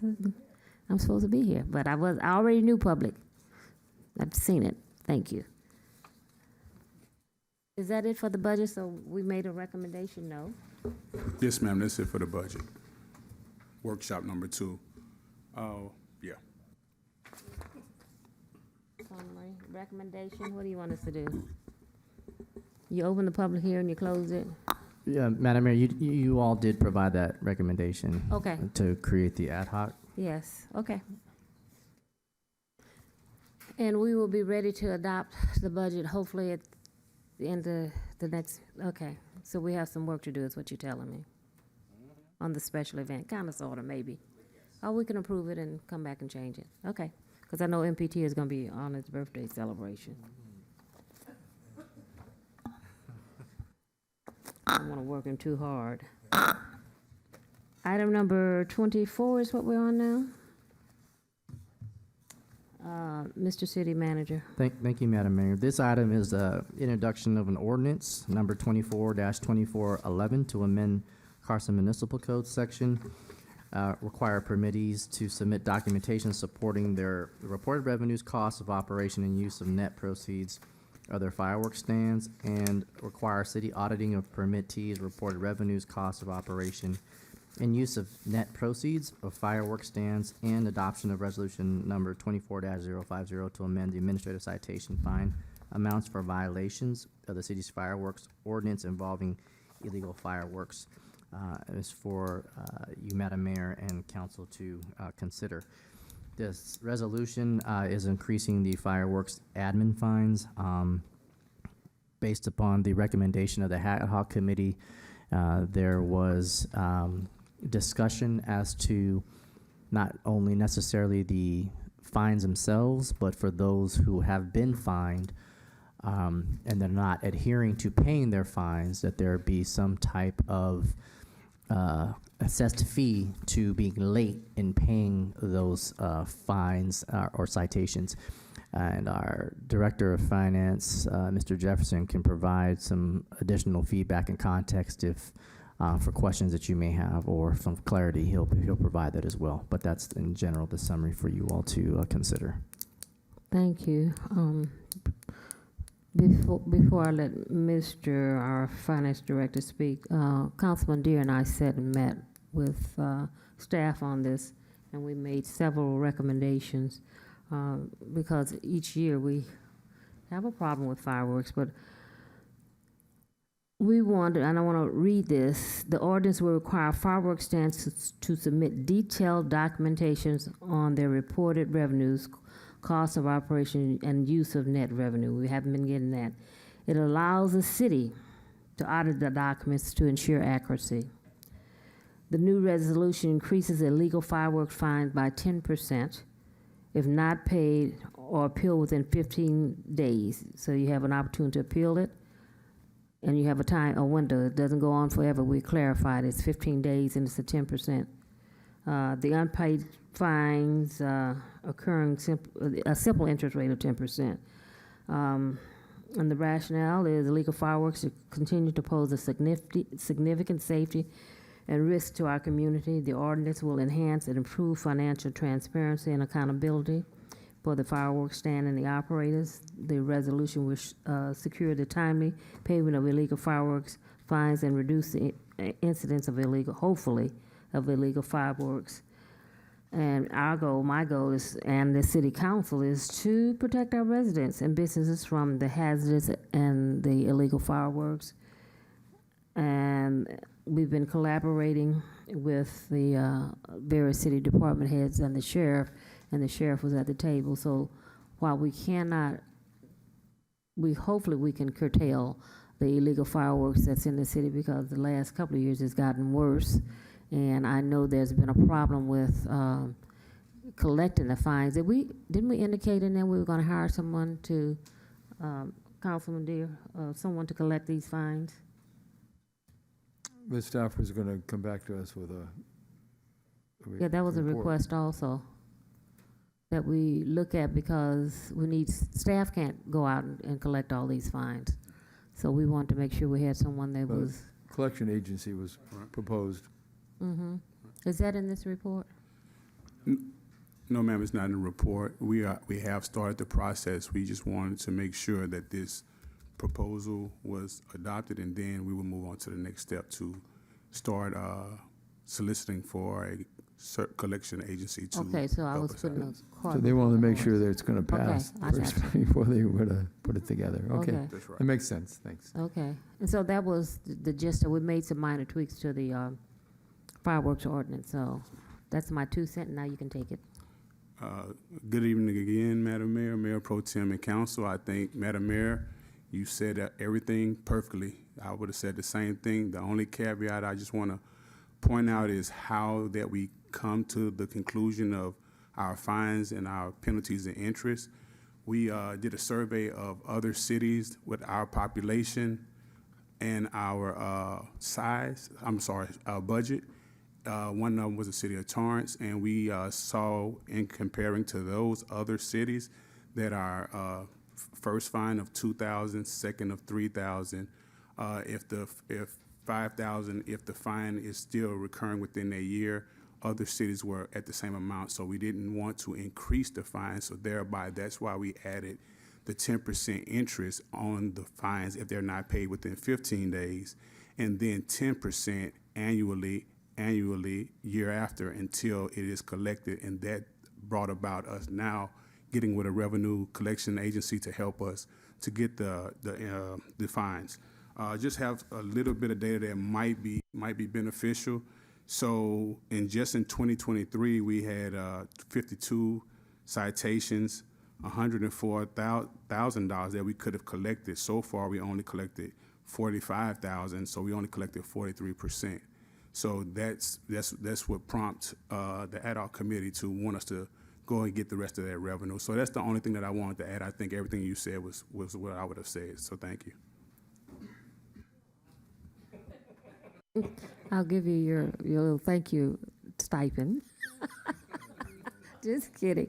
But did we send those other people that have not paid? I thought we discussed sending them another final notice before we go after them. Did we send them letters? Yes, ma'am. Recently? Yes, ma'am. Okay. That was a request also. Okay. Questions from my colleagues? We're hearing none. I'll entertain a motion. I'd like to make a motion that we consider one, introduction of ordinance number 24-2411 to amend Carson Municipal Code Section 3101.52, require permittees to submit documentation supporting their reported revenues, costs, and operation and use of net proceeds to their fireworks stand, and require city auditing and permittees reported revenues, costs, and operation and use of net proceeds of fireworks stands, and adopt of resolution number 24-05 to amend the administrative citation fine amount for violation of the city firework ordinance involving illegal fireworks, and take the following action: introduce the first reading by title only, with further reading, waive ordinance number 24-2411, an ordinance of the City Council, the City of Carson, California, amending Section 31015, general provisions of Chapter 1, fire prevention, of Article 3, public safety of the Carson Municipal Code. 1, require permittees to submit documentation supporting reported revenues, costs, operation, and use of net proceeds.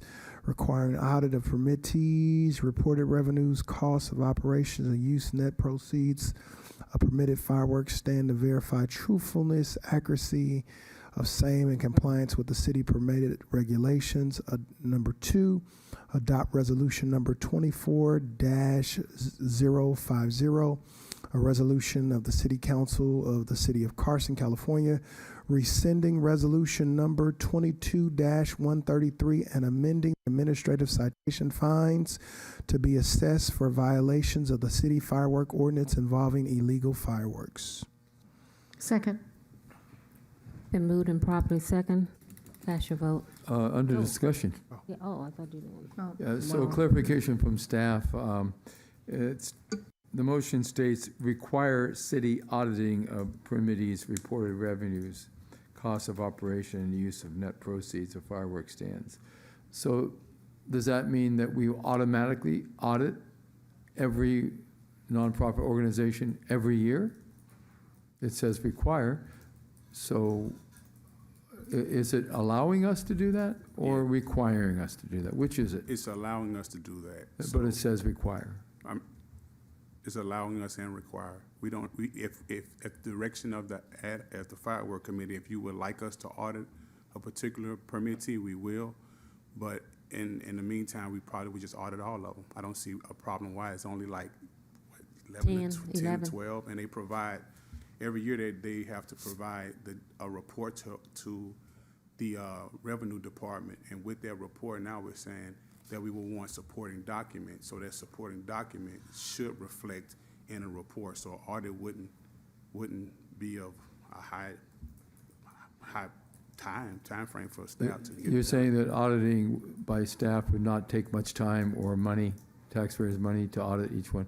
Okay, so how is the audit different than what they're already required to report? Because I'm pretty familiar with these reports, and they're pretty detailed. They're detailed as to how much money is brought in, what costs they have, and what they spend the money on. They have to report to the city exactly the amount of money taken in, exactly the amount of money donated to the charitable groups in the city of Carson. And how is the audit different than the actual report? Again, the report is just them putting down their revenues, expenditures. That's the report. But now, how do we verify that? We can ask for other supporting documentation. The other supporting documentation is just an example, a bank statement, just to make sure that our canceled check, making sure that whatever nonprofit that you are giving the money to, that you did like do the it. Boys and Girls Club or something like that. So we could say, hey, can we see maybe a canceled check just to verify that? Mm-hmm. So that's the purpose of this ordinance, is just to be able to have the permittees to provide more supporting documentation, so there's more transparency and more compliance. Okay, well, that makes sense. So at the beginning, you said something about the ad hoc committee requesting the staff to audit a particular fireworks stand, or do you mean that each fireworks stand will automatically be audited every year? You said both. You said required and permits us to.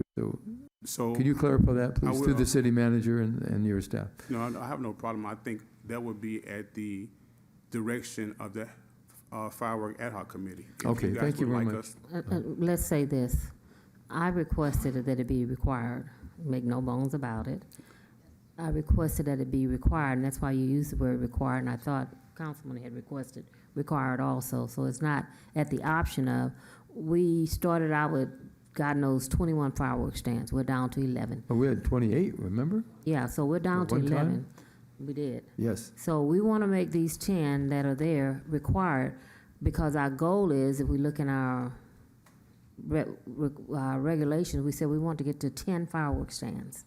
We're almost there.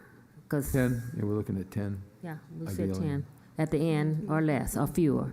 So as they drop out, they can't be replaced. So I would like that word to say required, because I know we all know that there was, without these ordinance and proof, that they were not accurate in a few fireworks stands. So let's use the word required. So, Madam Mayor, my concluding comments are that I really think that the city staff, along with the sheriff's department, needs to spend our efforts stopping illegal fireworks. Because the illegal fireworks are the problem, not the safe and sane. So we really should emphasize and concentrate on stopping illegal fireworks from being shot off in the city. It's dangerous. Dogs and cats are really traumatized in some cases by it. It's really not fair to people who want peace and quiet when we have these illegal fireworks. They're illegal in the entire state of California, so they're coming out from out of state. And that's really what we have to do, is get the illegal fireworks out of our city. Thank you. Thank you. Thank you for reminding me that at the ad hoc committee staff, the sheriff was supposed to bring back some recommendations on how, and is that going to come to us later, but how we can work with him to better curtail the fireworks. And our message to the residents in the city of Carson is, when you know someone that has illegal fireworks, you should call the sheriff department, report it in advance, because a lot of times these fireworks are going off before the 4th of July, and you guys are the eyes and ears of this community. So I've had some people to call that I gave the number to the sheriff department. So if you don't want them and it's a problem, and your cats and dogs and your wives and your grandmothers and myself, I had to leave home to come back to find myself in a war zone. But the sheriff was supposed to come back with some recommendations. We want to get this ordinance passed, and we were going to present some recommendations from the sheriff department on how we could assist them in better doing their job, because there was some new technology out there, if I remember correctly. Yes, Madam Mayor, and that's, I think, and to your point, we wanted to get the ordinance going, get it started because of the second reading requirement, 30 days in between. As far as the deployment of different aspects of being able to capture illegal fireworks and things of that nature in the city, we can deploy that at any time. Doesn't require necessarily your all's approval, because the sheriffs will be handling that. Now, there are some aspects that city staff will try to incorporate, as you spoken, technology-wise. That will be through our public safety department. And then, so there are some tools that we're looking at. We'll share those. We really didn't want to necessarily share that necessarily publicly in this forum, just not because we don't have some. We just don't want to share that publicly because we don't want to let the perpetrators know exactly what we're going to be doing. But in essence, yes, there are definitely the technology that you made reference to. There are some aspects that we'll be deploying for sure for this 4th of July, prior to and then therefore after. And then also some other techniques and aspects that the captain and lieutenant had shared with Nora, our public safety manager, as well as staff, as to what we'll look to incorporate for this new 4th of July year. So we'll share with those with you offline, Madam Mayor and Council. The ad hoc committee, we'd like to know, but this is just to pass this ordinance so we can move, and the terminology should be required, the audits are required. Yes, ma'am, absolutely. Okay. So it's been moved and properly second. I has it. We all voted already. Oh, I'm, okay. I didn't vote. Madam Mayor. Oh, So we all didn't vote. as soon as you press a button, then we all voted. There you go. It's unanimous, Madam Mayor. Thank you. Item number 25 is local uncontested. Do we have any additions, removal? I think we're good on that, Councilwoman? Madam Mayor? Yes. I apologize for the interruption. I can wait. That's okay. I do need to do a little bit of a cleanup on the Youth Commission. Since all of the appointments were made as a blanket appointment, I do need it to be itemized a little bit more clear, because there are alternate positions, so I need to know which ones of the youth commissioners should be alternates, and then each commissioner needs to be assigned to a council person, so that in the event there's a tardy or a excessive absence, then that person then needs to reassign another person. We need to find out who his appointee is. Yeah, I will make that appointment in 2 weeks. 2 weeks. Is it not going to be He has Miguel? Yours, you remember? Yeah, but he's no longer available, I found out. Oh, okay. We need to vacate it. We have to vacate, Yeah, So we have. there's a 10 days. Are we doing that tonight, vacancy. Councilman? No, in 2 weeks. Vacate? Vacate in No, 2 I weeks? will. Yeah, doesn't it expire at the end of this month? They serve until reappointed. Okay, so I'll make an appointment in 2 weeks, which will be the next term. Okay, but what she's saying is you're one person that's still on until you vacate, and then it'll take another 2 weeks to reappoint. I mean, another week. 10 days. 10 days, 2 weeks. Okay, so I'll officially vacate it. Okay. Thank you. Okay. Assign me anyone of the kids that came through. Okay. Councilman Hicks, did you have a preference? Mills Park. Mia? Yes. MPT, did you have a preference? You have someone from Stevenson Park? Hannah Mitchell. Okay. Councilwoman, veterans? Veterans Park, there's Ariana Catchings, Jorge Valencia, Louis Colson, and Lyric Judy. Those are all from veterans. Was that not the request? Pick either one. Hmm? Sure. Ariana Catchings, Jorge Valencia, Louis Colson, Lyric Judy. Ariana Catchings, okay? Yes, the first one. Okay, thank you. Whatever's left, assign them to, accept Deere's appointee, Yes, they would be. and my alternates in the order that they came in. Okay, so just so you all know, for transparency, I'm going to move forward with those we've already received applications for. We still have several that are pending that we haven't gotten the applications back. Applications for? Mm-hmm. Okay, you need to let our director over there know which ones they are, because. Yeah. Yes. He has a copy of this report, Madam Mayor. Okay. And Councilman Hicks, I don't see Mia on here, so I don't. Did you say Mia or Leah? Mills Park. Zoe Smith is the Mill Park person. Say that again? Zoe Smith. Then it's Zoe Smith. Zoe is Mia. No. Oh. If that's the person who's representing Mills Oh, Park, okay. that's who I want. Okay, I understand. Who's representing Hemingway? I'm just curious. Hemingway is Joshua Moore. Well, you know what? This is the first male name I've heard tonight. Right? Well, way to stand in the gap for women. Huh? You want Joshua? Yeah, let's Okay. let's It's go okay. with I'm not Josh. taking That's it the first personal. male name I heard tonight. Let's Okay, so give him an MPT is opportunity. now. Awesome. You know, someone gave me an opportunity when I was on the youth commissioner. I love that. Yeah, There you go. Way to reach back. lifting as we climb. Lifting as we climb. I love it. And, Okay, so MPT is going to Joshua Moore, which leaves Hannah Mitchell vacant, but that's fine because she'll go to Madam Mayor. Okay. Girl power. Okay, and if you have some males, I want to go along with the councilman. I Okay. mean, the MPT, fill them the way you like. Was the direction. Okay. Whatever's left over, just fill them. There is a Christopher Redway at Callis Park. Mm-hmm. I don't want to go through and try and guess who's all a male. Okay. Juan Estrada Dominguez and Jorge at Veterans Park and Lewis at Veterans Park. So four out of 16. So we have some work to do there, but four. 4 out of 1/4. 6. That's good. It's To support accurate, the rest of them. 25% is Okay. usually the trend. So are we good? We are good, Madam Mayor. I'll make it work. Okay. Thank you. So do we need to make a motion? Councilman Deere is being vacated. Doesn't require a motion. He gets one uncontested. Yeah, I think it's one of the unchallenged. Right. Okay, we're good.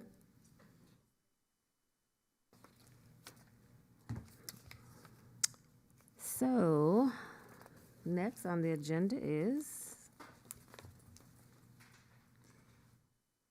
what is it, memorial adjournments? No, Where am I? second reading? Yeah, second Item reading of 26. ordinance number 26.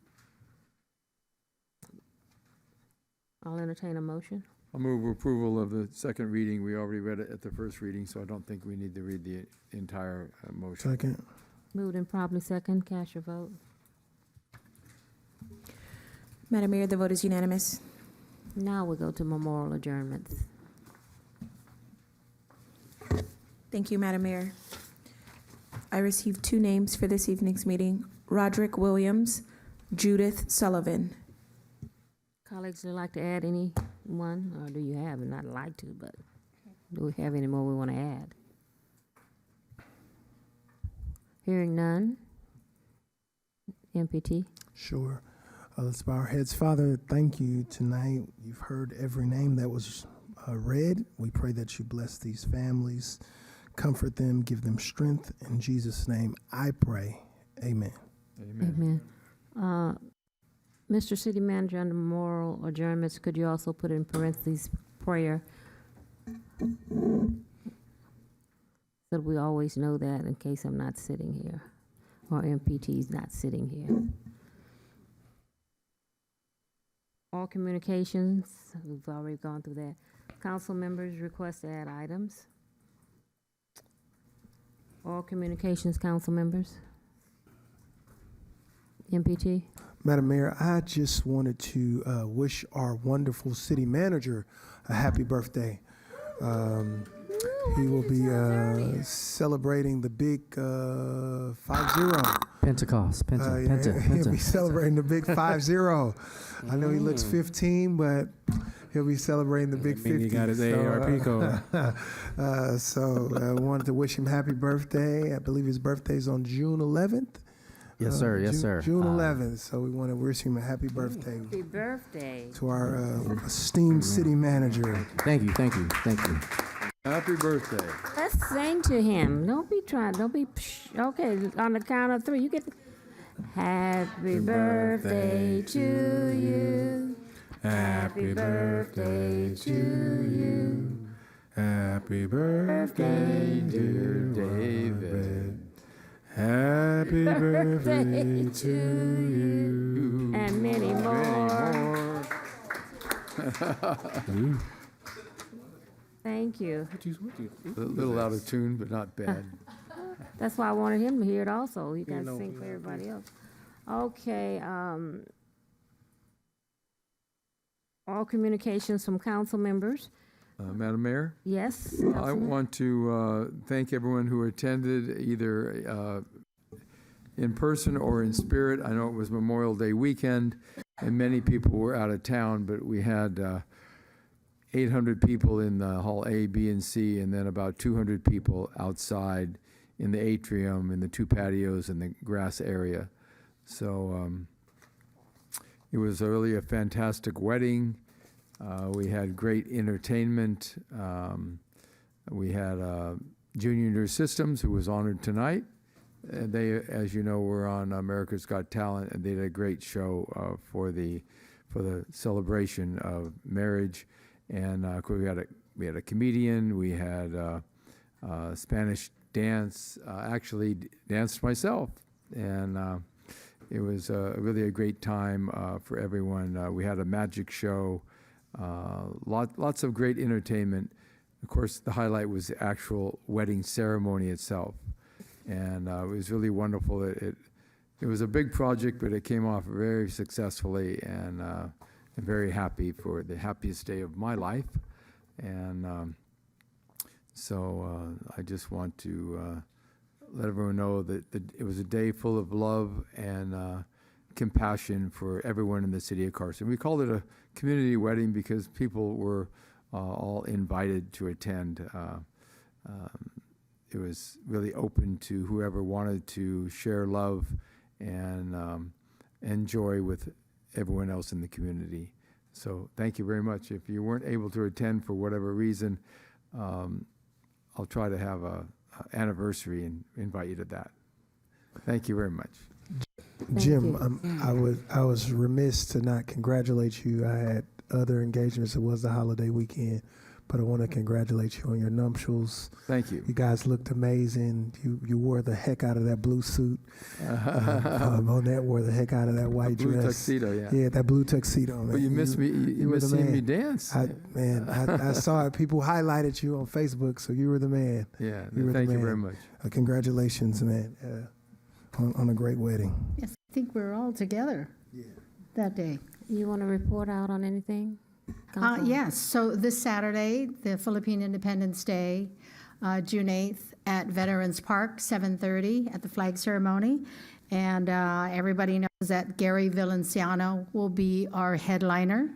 We have Apple Diap from the Black Eyed Peas. He will be performing as well. And we have a lot of entertainers, thanks to Ted Benito and LXV Enterprises. Thank you, staff. Thank you, everyone who put this together. Thank you, Madam Mayor, for all our support, sponsorships, and everyone who came out to contribute to this great event. It's going to be a great day, a lot of energy, and expecting everyone to show up, and it'll be an even greater event. So please come out.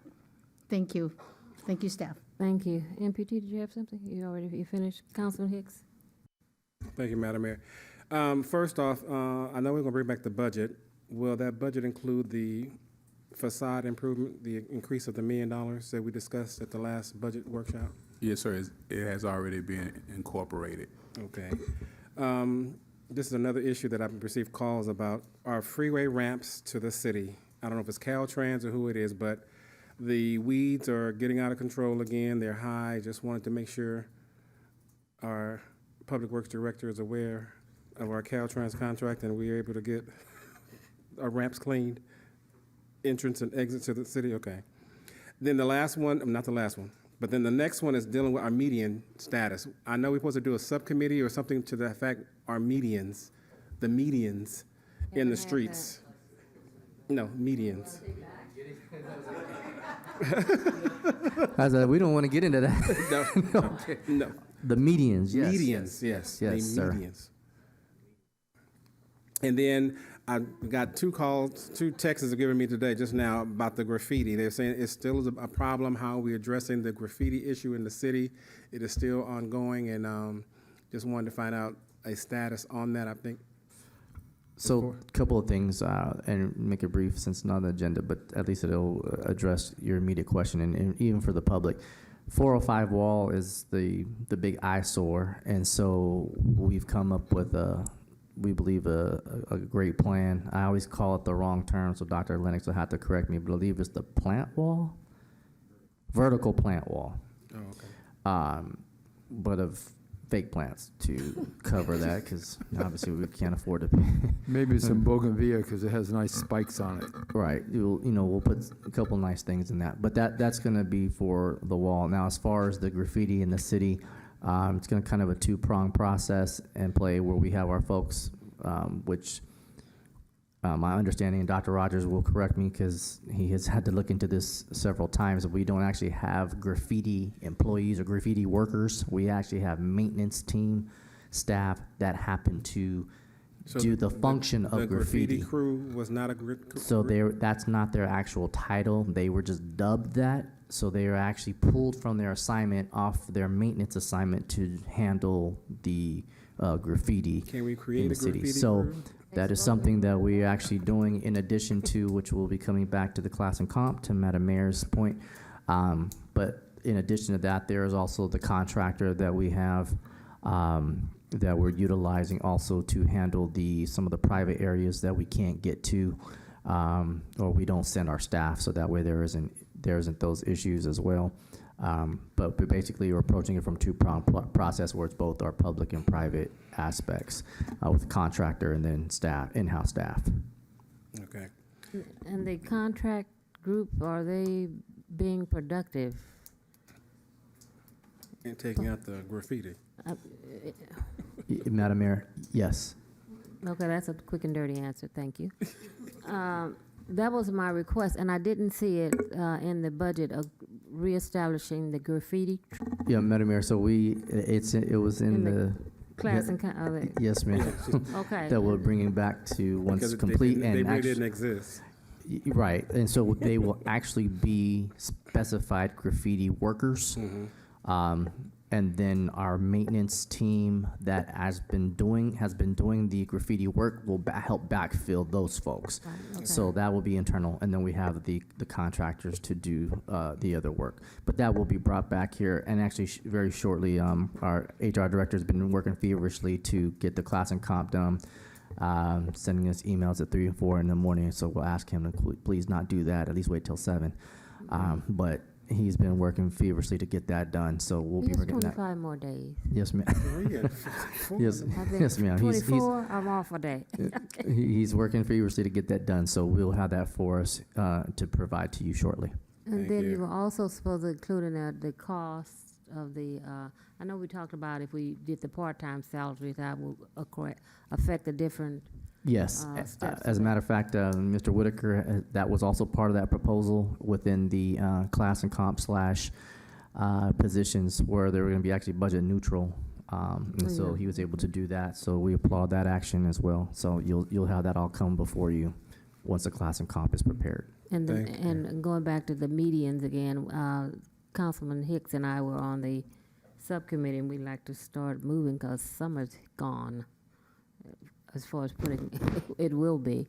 We'll meet, but you won't be able to get plants in, and we'll be right back where we were. But our walkway looks 100% better than it did before, so it looks good. It just needs, Mike, some burst of color here and there. And I was at Carson Park. It's coming along. I like it, what it looks like. So my request, I passed out flyers and for the Juneteenth celebration. Staff needs parking passes, so you need to let Maisha know if you plan on attending the Juneteenth, so you'll have the parking pass. Let Maisha or Raven know so she can have those printed for you. That parking lot is so small, so you need to have a parking pass to get in. And it's going to, the Juneteenth celebration is Saturday, the 15th, the week after the Filipino Independence Day. We have a nice lineup for you. I do have a few flyers here, front and back. And the teen fun zone is always a hit for the kids. So if you plan on coming out, you can feel free to bring your kids because they have a ball in that fun zone, just an absolute ball. But Maisha will make you some parking passes so you can park in the parking lot. And our headliner this year is Loose Ends, and forever these people, John, Jubu Smith, G Mac. It's on the flyer. I'm not going to read them all. Nice, colorful flyer for Juneteenth celebration. And I think the new permit portal is starting today. Who has information on that? Permits. You can apply for permits for the planning bill. Who has? Yes, Madam Mayor. We went live today with the permits for planning, building and safety, and engineering. It's a very exciting time in our history that we have the technology to have online permits that folks don't have to come to City Hall. They can do it from the comfort of their home. And also we have a kiosk at the counter that if folks don't know how to do it or they need help, we're there to help them to get their plans submitted and get it through the process as soon as possible. Well, that's exciting news, wouldn't you say? Madam Mayor, so the kiosk is the monitor that's on the counter at the front desk? That's correct. I see. Okay. Okay. Well, that's my announcement for today. Madam Mayor, I was not complete. You weren't? No. Oh, my. I said I had a list. He has a whole list. We'll be here till tomorrow. Okay. I could tell he wasn't finished. I had three With the more to look on go. his face. I had three more. The left-hand turning signal for University Drive and Central Avenue. That's for the north and southbound on Central Avenue. That left-hand turning signal. Because as people are coming down Central Avenue at the high rate of speed, people are trying to make that left-hand turn. Too fast. It's too fast, and that's where my neighbor was killed on the motorcycle because the car turned left in front of him. So continue requesting that put a left-hand turning signal at that location. There have been several car accidents as well. And then my last two, Madam Mayor, this involves you as well, so you're cutting off yourself on town hall meeting. Town hall meeting we're going to have on on Wednesday, June the 12th, 6:30 at Dominguez Park to discuss park concerns, public safety, city updates. Carson Sheriff, Public Works will be out there. So that is a town hall meeting at Dominguez Park, Wednesday, June the 12th, 6:30 p.m. So those are out there. Come out to town hall meeting, get more information what's happening in your city and in District 3. And finally, to all the fathers that are out there, happy Father's Day to you. And this is my 5th year doing Father's Day. On June the 16th, when you leave from the Juneteenth celebration on Saturday, come out on Sunday over to Ken's Ice Cream at 1855 South Avalon to come and get your free ice cream for a Father's Day celebration. From noon until 6 on Sunday, June the 16th, noon to 6 at Ken's Ice Cream Parlor. On Sunday. I'm complete. Okay, thank you.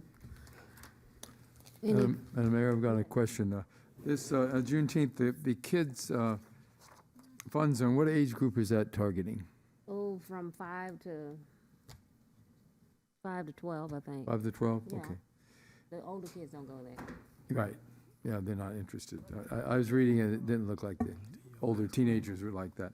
Okay, and then the second thing I have is the segue onto something the councilman said about the, actually he alluded to a site at Wilmington Avenue and the 405 freeway, and the city manager mentioned the 405 freeway. The city's done a pretty good job on cleaning that pretty ugly graffiti that everyone getting on the southbound lanes of the 405 freeway from Wilmington Avenue can see this ugly graffiti.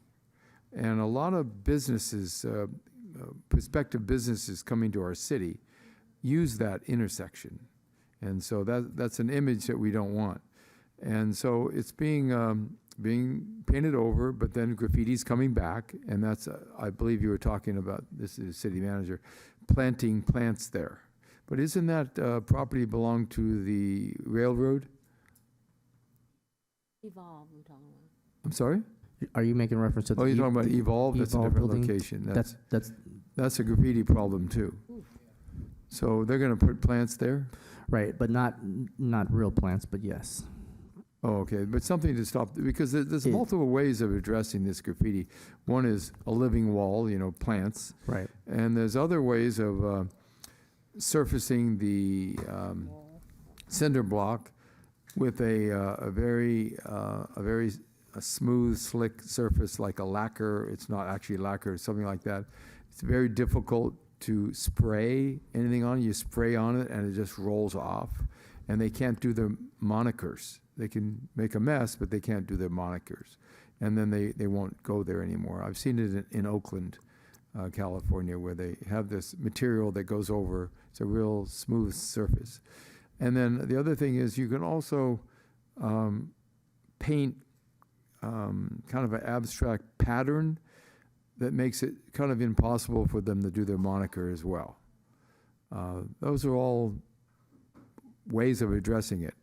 But the final point I'd like to make is, in that section of wall that is constantly being graffitied, and the city has done a good job to clean it, immediately south of there, or actually technically east of there, is a lot of private property that's visible from the on-ramp and the actual freeway. There's a break in the vegetation. And that really looks bad. So I believe the people who do the graffiti, when they see all that, they think it's okay to put more graffiti up. And so we have to address the private property owners of those buildings. And we do have an ordinance that they can't have graffiti showing to the public right-of-way, which is the freeway, graffiti. They can't leave it there for years like it is. So I would like staff to address that. I'm sure the whole city council would want that to happen. Thank you very much. Ongoing. I know we have the public works director and our department director take care of that. Because it's growing. I was driving through the city today and I'm seeing little markers on some of our concrete walls. They're testing it just to see how long, just nothing major, but they did that, started with Evolve. But anyway, let's get our city back the way it used to be as far as graffiti. And also there was, we had paint available for our residents when their walls were graffitied, that they could go over to Home Depot and get, once they reported, we used to do that, so they could paint it out themselves. They wouldn't stay up there. So let's revisit that. But we gave them a voucher. They could go over. We paid for the paint. We paid for the paint. They went over and picked it up. They painted the wall. And the brushes. Mm-hmm. So let's look into that. We still provide that, Madam Mayor. Most times, staff will handle it for the resident, but we found more times than not, residents get bothered with the paint that we use because they want to have the same paint color as what their wall is, or Well, can't they go over and pick up the paint they want if we give them a They voucher? can buy the paint. if they'd like to. Yeah, we'll give them a voucher. We give them, we pay for it, they pick the color. So we're not just going putting white over a green wall. They go and match their paint. Okay. Any more questions? Any more comments? No? You guys ready to go home? It's 8:30. This meeting is adjourned.